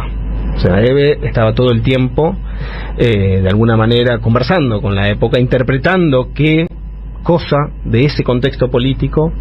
Yo me acuerdo una vez, la primera vez que entro a la Casa de las Madres, estaba el conflicto con el campo, ¿no? Sí. ¿Se acuerdan que estaban las carpas, que estaba la carpa del campo en el Congreso, y el sectores nacional y popular, un poco avalados o impulsados por el gobierno, decían responder con carpas, pero había muchas carpas, no una sola. Y yo entro a la Casa de las Madres, llevarle una noticia, una información, que hacíamos algo era cotidiano, ¿no? Como estar informándola sobre las novedades. Y Eve estaba hablando con alguien del gobierno, puteándolo, diciendo que muchas carpas era un error y era una derrota. Y dice, voy a cruzar ahora, voy a ir a decir que esto es un error, porque demuestra debilidad. Es una debilidad política que haya muchas y no una. Y Voy va a cruzar porque la Casa de las Madres está enfrente del claro. Cruza, bueno, putea a todo el mundo, dice que iba a tomar Canal 7 porque Canal 7 estaba pasando un partido de básquet en ese momento, bueno. Pero forzaba, ¿no? Ponía esa discusión, ¿no? También, y sin además medir a quién podía caer mejor o peor, sino con la plena convicción de algo que era además discutido y debatido entre las madres, con ese aval, con la potencia de sentir también el aval de las y los 30.000. Entonces todo el tiempo se daba esa situación, ¿no? Y me imagino en esa transformación de la misma Eve, a lo mejor, y esto te lo pregunto en tu continuidad, ¿no? Desde que entraste en esos 12 años hasta que, bueno, finalmente pasaste a hacer otras cosas, a lo mejor, esto lo imagino yo, decime si no es así, a lo mejor Eve con determinados sectores políticos o con determinadas personas no tenía una buena relación, o no tenía un buen vínculo, o no tenía una buena idea de ellos, y con el correr del tiempo, bueno, fueron construyendo un vínculo diferente, y quienes al principio generaban desconfianza terminaron siendo de las personas más confiables entre sí, ¿no? Sí, había mucho de eso. Era una persona, por eso te digo, ¿no? Como que leía mucho, pese a esa construcción que a veces ella alimentaba, pero que también era una construcción de una Eve dura, que solo puteaba, digamos. Era una persona absolutamente cariñosa, sensible, profunda, muy preocupada por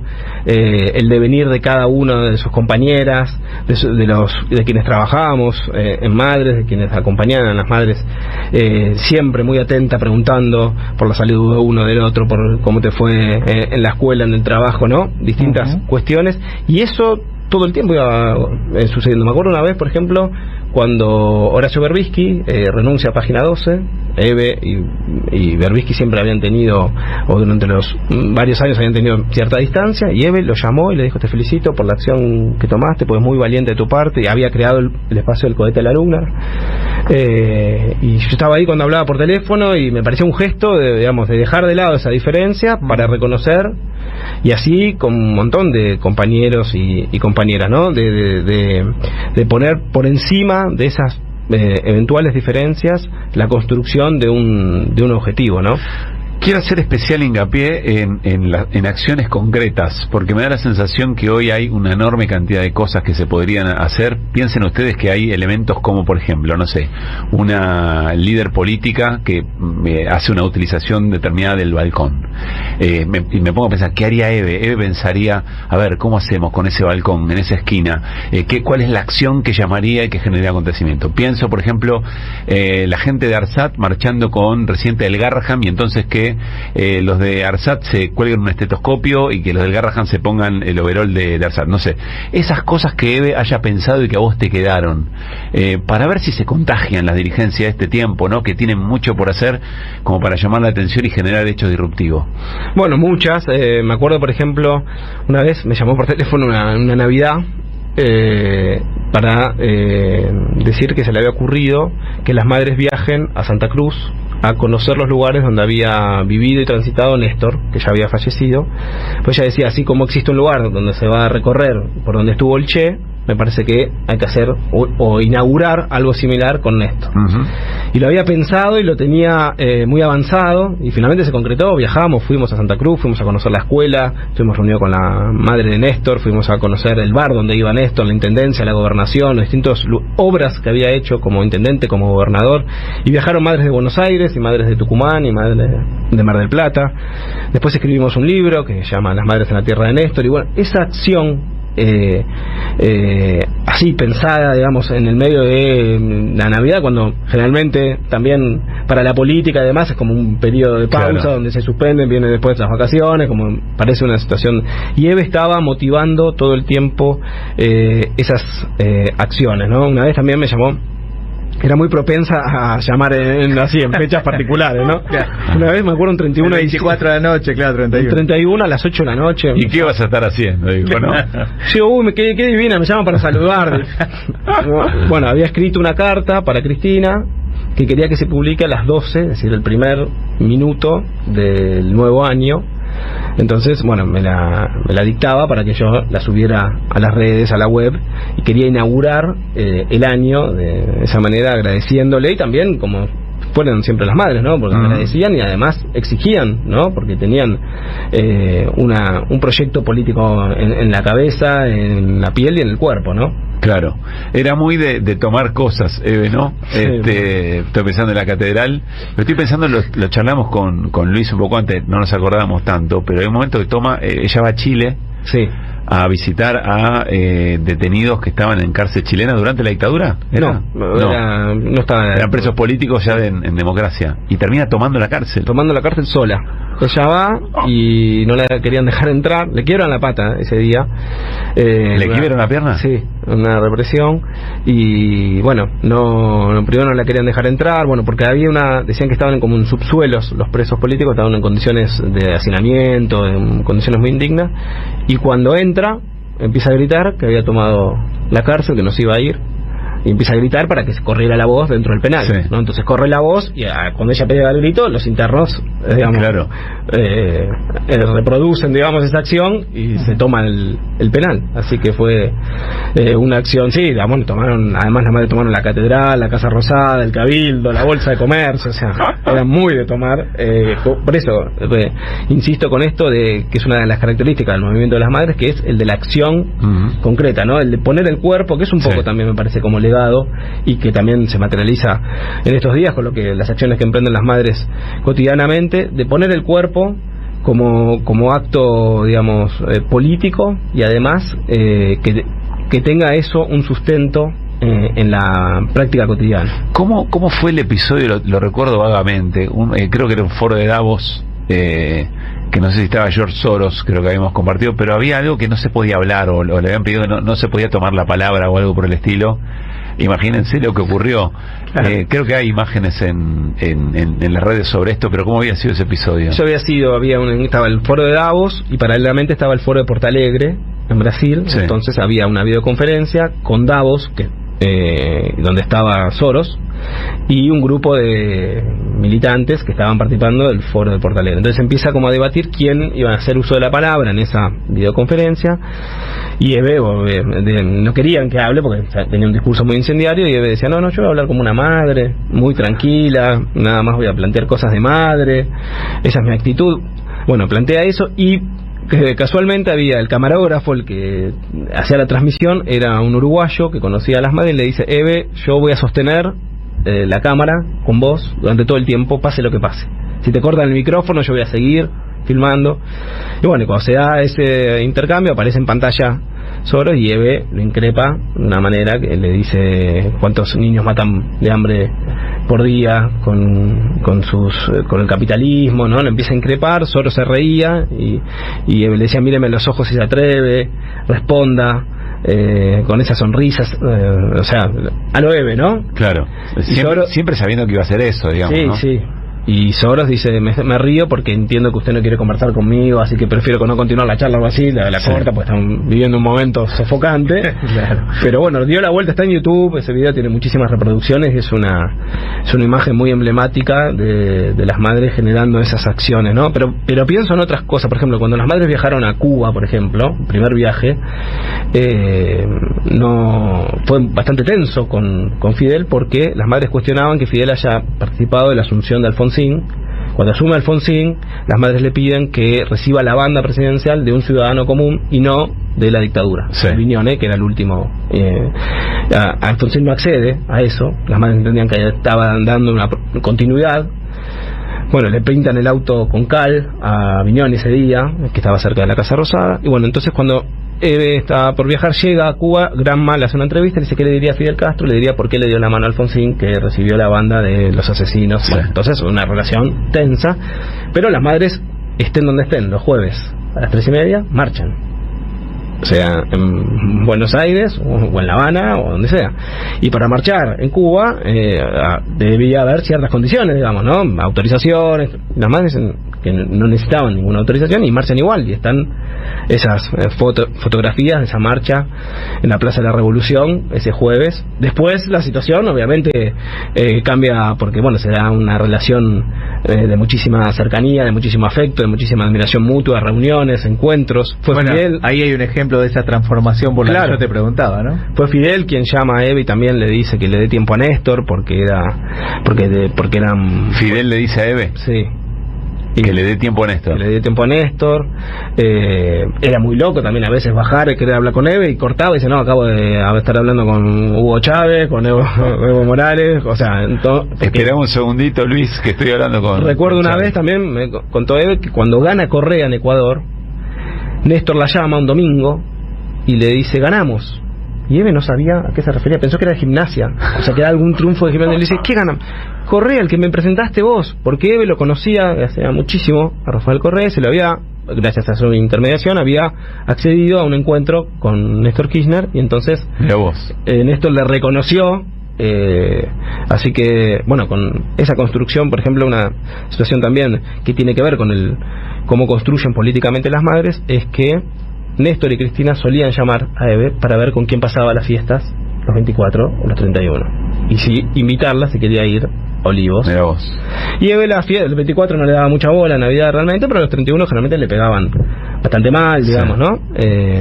Pero prefería pasarla sola en general, y entonces siempre rechazó esas invitaciones, y además valoraba que eso nunca en ese momento no lo hicieran público, no era un gesto para sacar un rédito que hacían Néstor y Cristina, sino que permanecía en la intimidad, ¿no? Pero era algo que también construía esa relación. Se me ocurre que si hay un acontecimiento, quizás no es uno que se despertó una mañana y trabajó de madre de Plaza de Mayo y le definió, pero que es emblemático, es el giro del vínculo con Bergoglio, ¿no? Sí. Bueno, claramente lo que decía Luispa, ¿no? Con Bergoglio las madres tomaron la catedral. Digamos, no solo una, sino 2 veces. La última vez fue porque había habido una demora en los pagos del proyecto de Sueños Compartidos, y como Bergoglio era íntimo amigo de Gabriela Michetti, que era quien estaba como vicejefa en la ciudad de Buenos Aires, las madres entienden que si iban a presionar a la catedral, iban a aflojar, digamos, ese pago, cosa que finalmente ocurrió, fue efectiva, ¿no? Pero bueno, la toma se extendió, Bergoglio había cerrado los baños, entonces las madres habían utilizado el confesionario como baño, entonces, bueno, estaba esa relación muy tensa, y bueno, cuando Bergoglio se convierte en Francisco y se convierte en Papa, empiezan a tener diálogo, y cuando Eve viaja, que tienen esa reunión tan fraterna, que se extiende casi por 1 hora, que permite que los compañeros de Italia, del grupo de apoyo de madres que estaban en Italia, participen digamos, no del encuentro privado, pero sí que entren ahí al lugar donde estaba Francisco. Y ahí, bueno, Eve arranca pidiéndole perdón por eso, pero le dice, pero vos me cerraste los baños, ¿no? Él le dice, no, todos nos equivocamos, yo también, o sea, y a partir de ahí, por ejemplo, Eve fue una de las veces que más nerviosa la vi, muy nerviosa y muy ansiosa con ese viaje, anotando en un cuaderno todo lo que le quería decir, no se quería olvidar, y no eran cosas referidas a las madres, eran cosas referidas que pasaban en Argentina durante el macrismo, ¿no? Que el pan estaba muy caro, entonces que la gente no podía ni siquiera comprar pan, que había despidos, que había cierre de empresas, y se iba anotando todo porque no quería dejar de transmitirle nada, ¿no? Entonces recibía muchos compañeros, compañeras que contaban la situación dramática que estaban atravesando, y que las madres acompañaban y que ponían el cuerpo, pero después también tenía como esa necesidad de transmitir, y a mí me conmovió eso porque no utilizó ese encuentro personal para plantear algo de las múltiples necesidades que atravesaban las madres en ese momento, embargadas, perseguidas, a Eve la habían querido detener, digamos, tenían un montón de situaciones para que eso se fuera una reunión para que se expresase eso, ¿no? Claro. Y fueron por otro lado, ¿no? Diciendo, no, es de chiquitaje, Eve, hablar de lo propio, yo quiero ir a hablar de lo que sucede en el país. Estamos charlando con Luis Arranz, es colega, esta es su casa, porque acompañó a las madres durante 12 años o un poco más, y además trabajando en prensa, una cercanía con Eve que le permite hablar de tal manera que yo no tengo ninguna duda que Eve de alguna manera está acá, suscribe y abraza todo lo que Luis nos dice. Quiero que sepan que Luis es fiel oyente del programa, pero tiene un ídolo, que es Néstor Restivo. Muy bien. Que quiere hacerle una... ¿Digo bien? Yo soy restivista. No sabía, no, quería sumar, yo por supuesto no la traté tanto a Eve, pero la vi en algunas ocasiones, y recuerdo una anécdota, digo, porque saltaba también su fama internacional a tribunas muy altas, que es la que voy a contar. A principios de los 90, creo que fue 92, 93, Eve participó en quizás lo que fue la conferencia mundial de derechos humanos más grande que hubo, que fue en Naciones Unidas, en Viena. Viajó Adolfo Pérez Esquivel, viajaron 93, varios, 93, sí. Y ahí había gente pesada, qué sé yo, estaba por ejemplo Jimmy Carter, estaba el Dalai Lama, estaba el canciller de Cuba, ayúdame Luis, para que tenía mucha proyección de la... Sí, sé a quién te referís, ya va a venir el nombre. Bueno, estaba la mujer de Mitterrand, o sea, había, y se cruzaban discusiones muy fuertes, por ejemplo, respecto a los tibetanos con respecto al gobierno de China, los derechos universales versus los derechos humanos vistos de una perspectiva más según la cultura, el relativismo que planteaban las mujeres árabes, por ejemplo.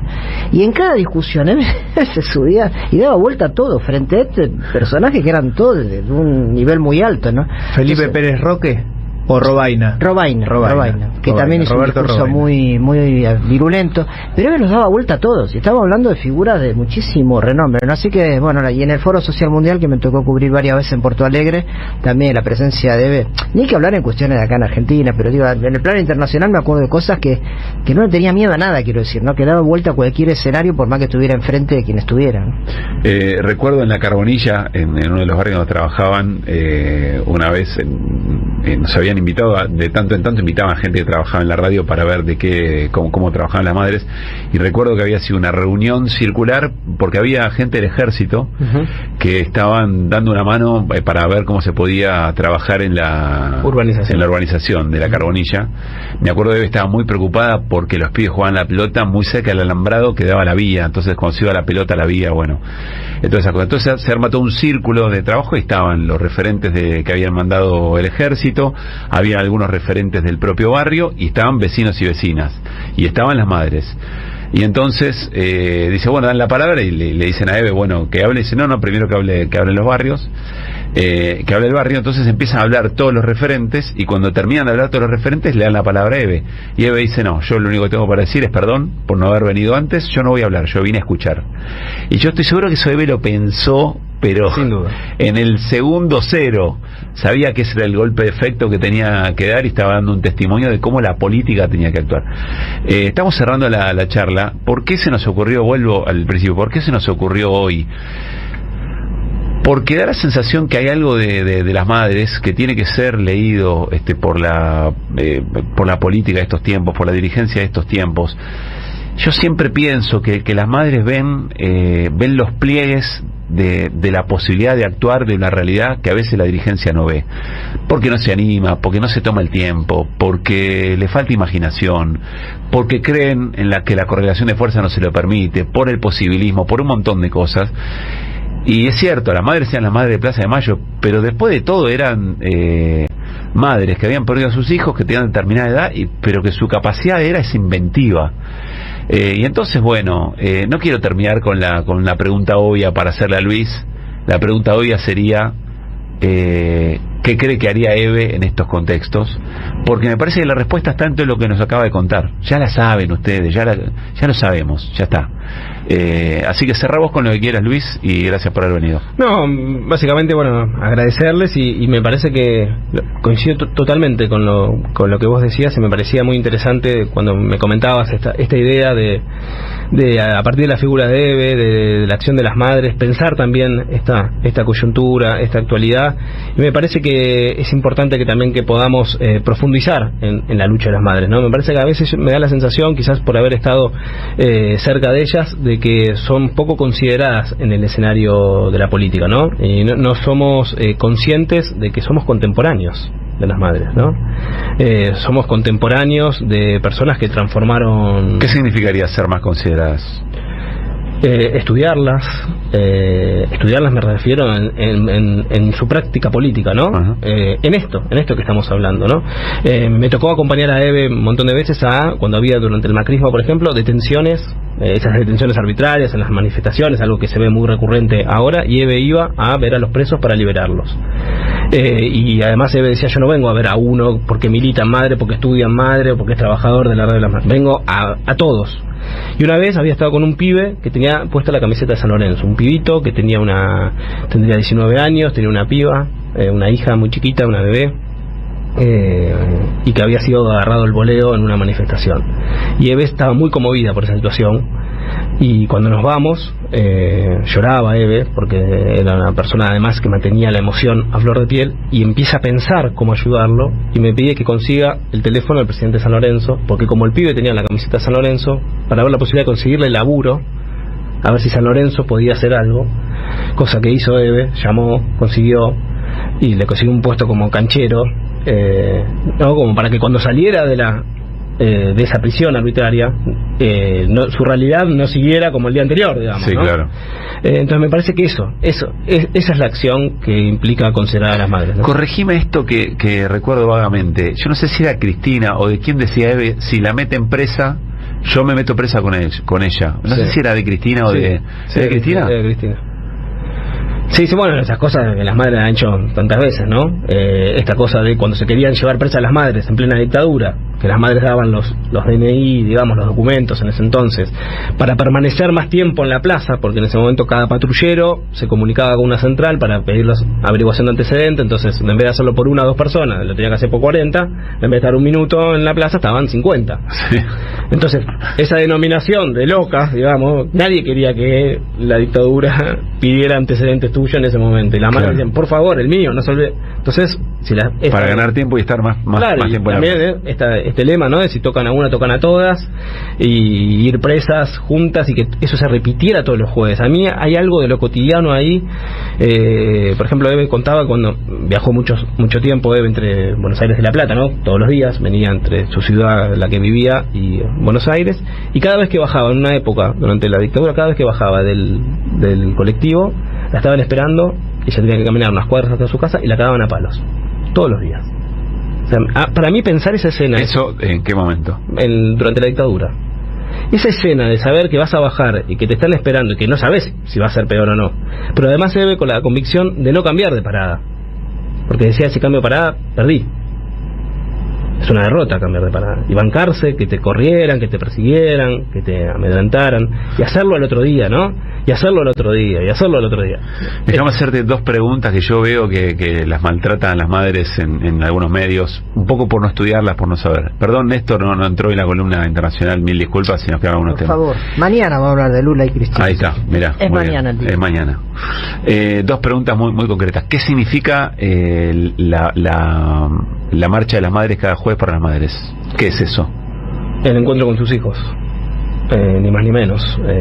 Es un momento de íntimo, pero a la vez público. Es la marcha quizás más cortita, porque dura muy poquito, pero que se extiende hace casi 50 años, y yo creo que es el mejor medio de comunicación que se haya inventado alguna vez.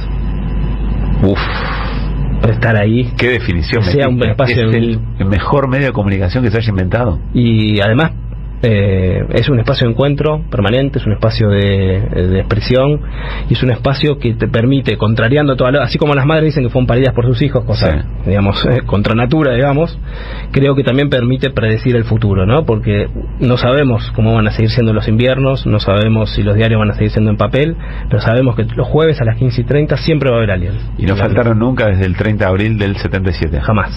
Y la última, ¿por qué no es una ronda? ¿Por qué es una marcha? La explicación que dan las madres es porque rondar es rondar sobre lo mismo, y porque marcha tiene un significado político. Es decir, fui a una marcha, no es lo mismo que si fui a una ronda pensé que fuiste a una calecita. Entonces las madres, si uno decía ronda delante de ellas, la corrección era inmediata, y daban esta explicación, ¿no? Para la asociación, lo que ocurre cada jueves es una marcha. Tiene un norte, una marcha tiene un norte, ¿no? Claro, vayas a algún lugar. Gracias, amigo. Gracias a ustedes. Ideas, las vuelvan. Que vuelvan. Que las ideas vuelvan. Que vuelvan las ideas vuelvan. Que vuelvan las vuelvan. Que vuelvan las ideas.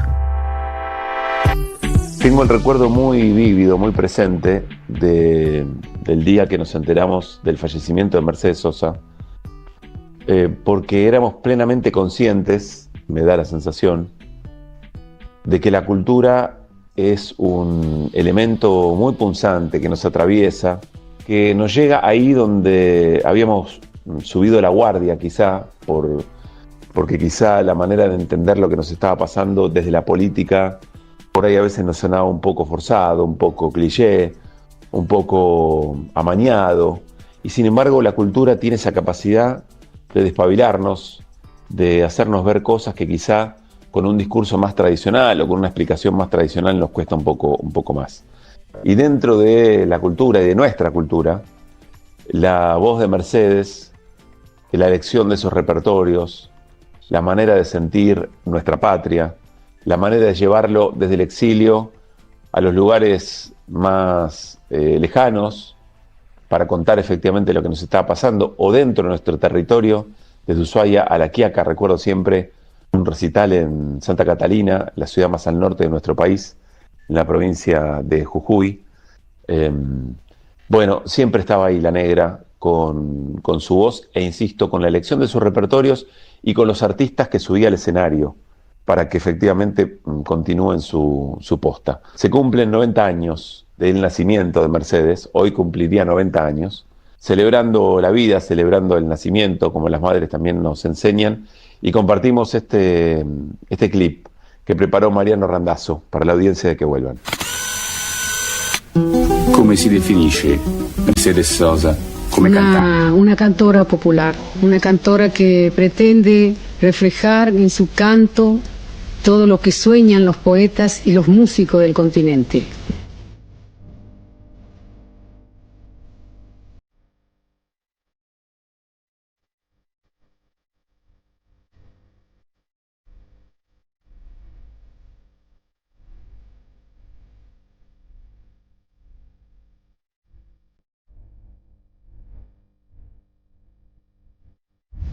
Bueno, a ninguno le gusta escucharse cantar. Uno es como, por supuesto, es una cosa tan íntima de uno, aunque parezca mentira, aunque esté ante una multitud, la emisión de la voz y lo que siente realmente, aunque sea una multitud, que cuando se vuelve a escuchar es desagradable. Nosotros no corremos carrera contra nadie, es la música que hacemos nosotros. Es lo más importante que tiene un ser humano cuando hace música, cantar. Y a veces el canto, cuando usted lo vuelve a escuchar, ya no es lo mismo. Ha cambiado el tiempo, ¿no?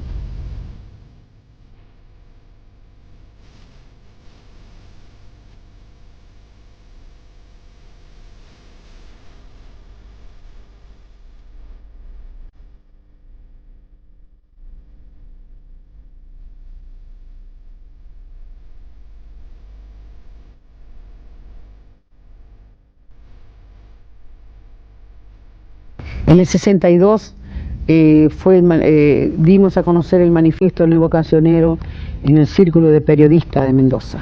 Fue un lleno total, yo no sé por qué. Es como si la gente hubiera sabido que lo nuestro se estaba gestando algo muy importante desde Mendoza.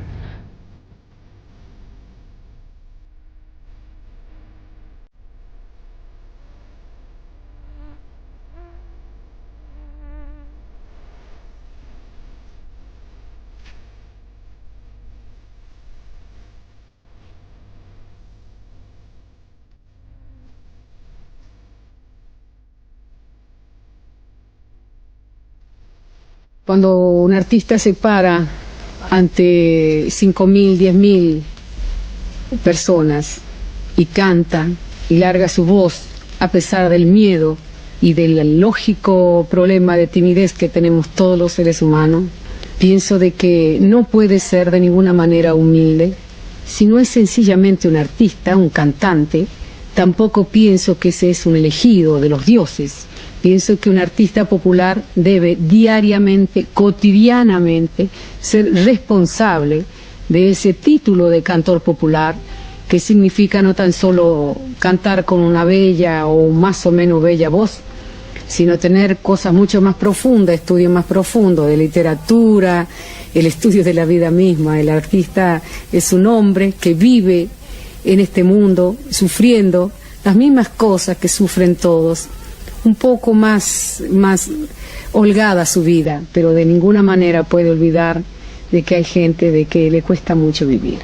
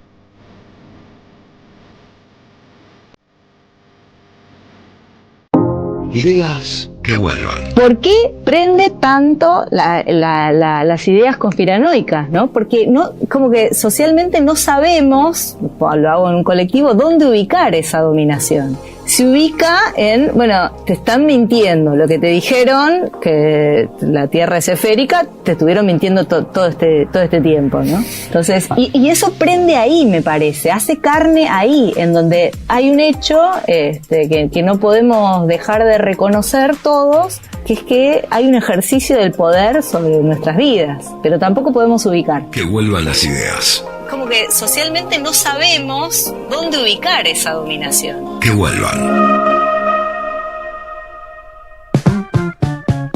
Hace poquitos días nos visitó en QR, vamos a compartir una charla que tuvimos en QR, nos sentimos parte de la familia. Pudimos conversar con Rafael Klexer, que es un dirigente de una organización social del Movimiento de la Dignidad, y charlamos con él originalmente por lo que significaba los cortes de gas que se sufrieron en todo el país. Recuerda el episodio de Mar del Plata puntualmente, pero muy baja presión, cortes en estaciones de GNL en todo el país, pero también en distintos lugares de nuestro país baja de suministro y coincidía, como si fuera a propósito, quizá lo sea, con la desregulación del valor del precio de la garrafa. Y Rafael, quisimos charlar con él sobre lo que significaba efectivamente en los barrios la garrafa, porque en gran parte de nuestro territorio, sobre todo en el norte, creo yo que no hay prácticamente red de tendido de gas domiciliario, porque nos contaba efectivamente lo que significa no tener gas y lo que significa depender de la garrafa, y de ahí derivó en la situación social, derivó en el momento de los comedores. Presten la atención a eso porque no van a dejar de sorprenderse. Y sobre todo, sobre el final le hicimos una pregunta con algo de vergüenza, por no ser maniqueos. Le preguntamos en definitiva si la situación estaba tan brava, ¿por qué no explota todo? ¿Por qué no hay quilombo? Van a ver qué interesante la conversación con Rafael Klexer, dirigente del Movimiento de la Dignidad, que a continuación compartimos. Insisto, es una nota que hicimos en el programa QR en tele, por eso van a escuchar también la participación de nuestro querido amigo y compañero Martín Granowski. Adelante. ¿Qué tal? ¿Cómo andan? A partir de la desregulación del precio de la garrafa, lo que se disparó, ¿dónde quedó el monto hogar? Con lo que pasa realmente en la acción concreta de ir a comprar una garrafa, porque no sé a qué precio se consiguen eventualmente, más allá de que los precios estaban en algún momento regulados o establecidos. Sí, en primer lugar, la regulación de los precios era, como vos decís, a 2 cuadras de la planta. Sí. Ahí tenías el precio regulado. Después lo que va pasando, como siempre, en la cadena de comercialización, los intermediarios se van quedando con la parte del león, entonces vos encontrabas un precio en planta y el doble en los barcos. En la esquina del barrio, claro.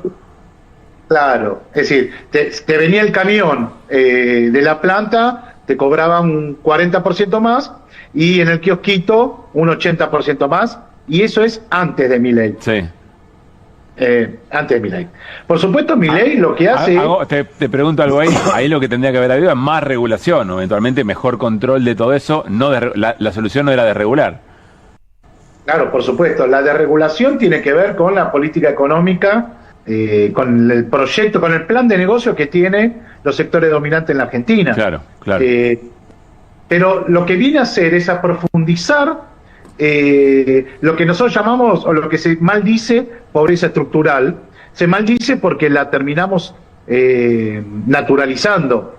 Pero lo cierto es que la falta de inversión en gas domiciliario viene de hace décadas. Todo el norte argentino no tiene gas natural. Uh-huh. y el conurbano bonaerense, digamos, hay sectores de bolsones de pobreza muy, muy importantes donde, por supuesto, no hay. Ahora, ¿qué en plena ola polar, donde, por supuesto, no hay? Ahora, ¿qué en plena ola polar, te desregula el precio y lo dispara para arriba? ¿Por qué? Porque no vas a encontrar una solidaridad social, una función social en una garrafa cuando, yo no creo que es como decís vos recién, no es que necesitamos no más regulación, necesitamos declararla la función social de la garrafa, para que se entienda, ¿no? Una garrafa, sí, claro, de 10 kilos, para poder tener una política alrededor de soberana con el gas domiciliario, etcétera, etcétera.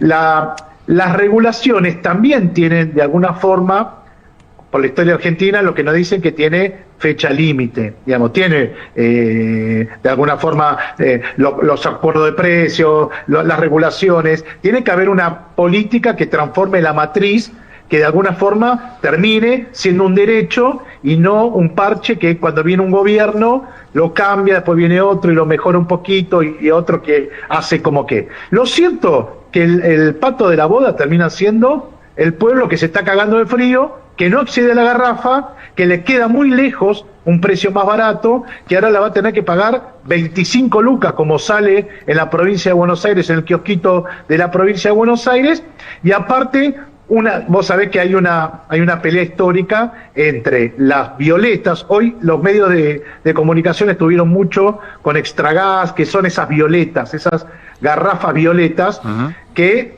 tienen un poquito de arena, entonces pesan un poquito más. Los vecinos mueren por una YPF. La YPF es la que de alguna forma ordena,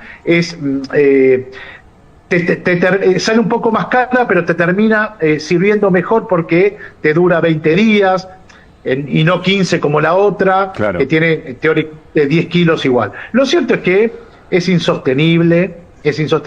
A esto se le agrega que también le sacaron el subsidio a la leña en el sur. Digamos, no es solamente que desregularon la garrafa, sino que le sacaron el subsidio a la zona desprotegida, que ahí ya no es garrafa, es directamente la leña.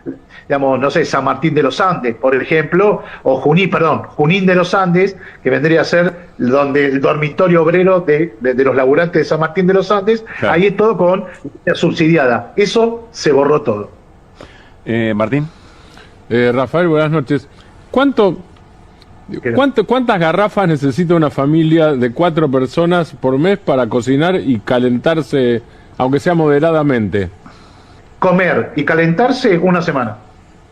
Entonces los compañeros se tiran a la leña, a la salamandra, todo eso. Es imposible. Mucho eléctrico, ¿no? Por supuesto. Mucho eléctrico. No, con gas es imposible. Estamos hablando de la de 10 kilos, ¿no? La común. Sí, la pantalla puesta en la garrafa, eso es algo de hace 20, 30 años atrás. Eso no existe más. Imposible. Y con electricidad tenés el precio de la electricidad más, si la instalación es mala o débil, salta la instalación. Además que es imposible de pagar. Claro, en invierno tenemos, en invierno es el pico de cantidad de incendios, por ejemplo. Claro.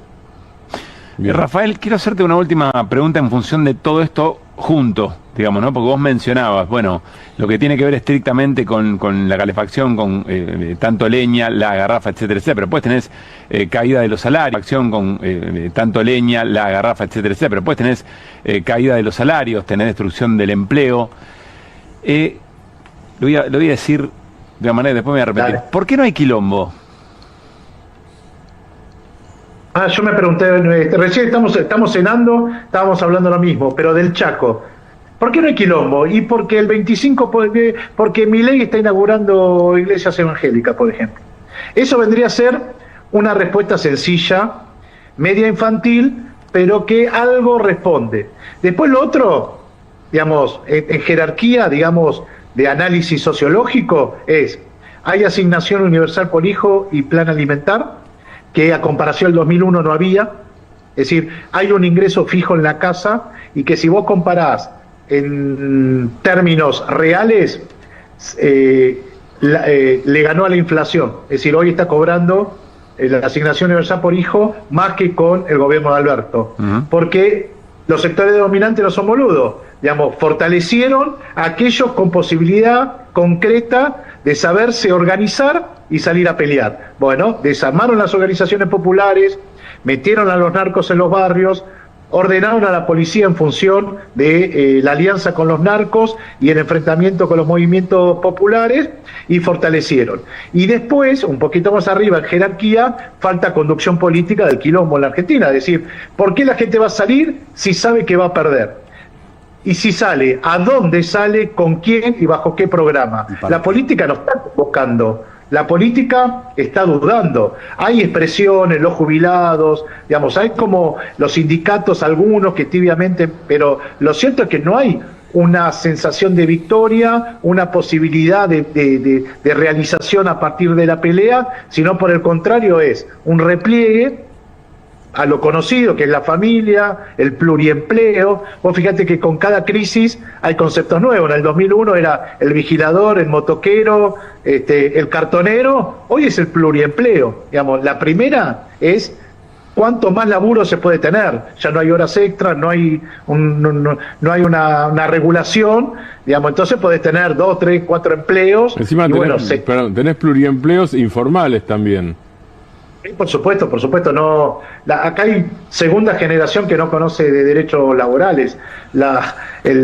Por eso hay dos Argentinas. La Argentina que discute una agenda del sistema político, de algunas cosas, algunos derechos que se pierden, y hay otra Argentina que no conoce el aguinaldo, que no conoce no conocen ni siquiera aquel discurso de los militantes que llevábamos que con Milei se pierden derechos cuando esos derechos ya no se tenían. Claro. Es decir, digamos, y sobre todo los jóvenes que, digamos, están con mucha bronca, muchísima bronca, y que ¿por qué irían al corte de ruta, a la asamblea, a movilizarse al centro, al obelisco, a las 9 de julio si te cagan a palo, no sabes quién te lleva, por qué, digamos? Y esta sensación que sí tuvo esta ultraderecha, que la supo trabajar y la sabe trabajar, que es rendir a la gente antes de salir a pelear. Es decir, me parece que la batalla cultural esta de no sirve pelear porque vamos a perder, me parece que es una de las grandes derrotas políticas del campo popular. Rafael, la última, ¿sigue aumentando la cantidad de gente que va a comedores, a alimentarse a comedores? No, es increíble, no hay forma de sostener los comedores, porque los comedores se achicaron en términos de cantidad de días, en cantidad de raciones, porque antes se contaba con el recurso del Estado Nacional, parte los pusieron los municipios y las provincias, inclusive la capital federal aumentó la cantidad de raciones porque sabe el problema que tienen los barrios, y hay una lista interminable de gente. Pero lo novedoso son dos cosas: los sectores medios y los jubilados, que, imagínate, una persona de 70 años no pasó por la olla popular en este país. Al contrario, vivió la Argentina del pleno empleo. Entonces, no le entra en su estructura tener que ir al comedor. Bueno, hay una señora que se ofrece para llevar los 4 tuppers a los diferentes viejitos que se organizan. Les da mucha vergüenza, pero los tenemos en las planillas. Sí. Sectores medios, muchísimos, muchísimos, sobre todo en la capital federal, barrios como La Paternal, Parque Patricios, Boedo, muchísimo. Y los jubilados, pero en todos los barrios, en toda la parte del país. Rafael, te mandamos un abrazo y gracias por este rato. Que vuelvan las ideas. Hasta las 18. Volver con actualidad. Regreso informativo. Que vuelvan las ideas.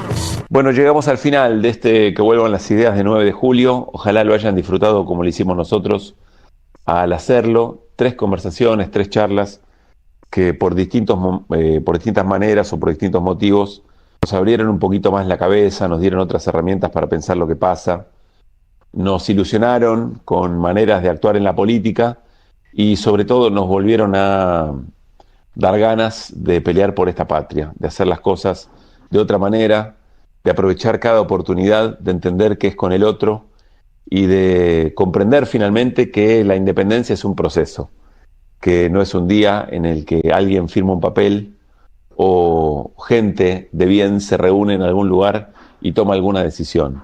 En eso andamos, es el mismo proceso.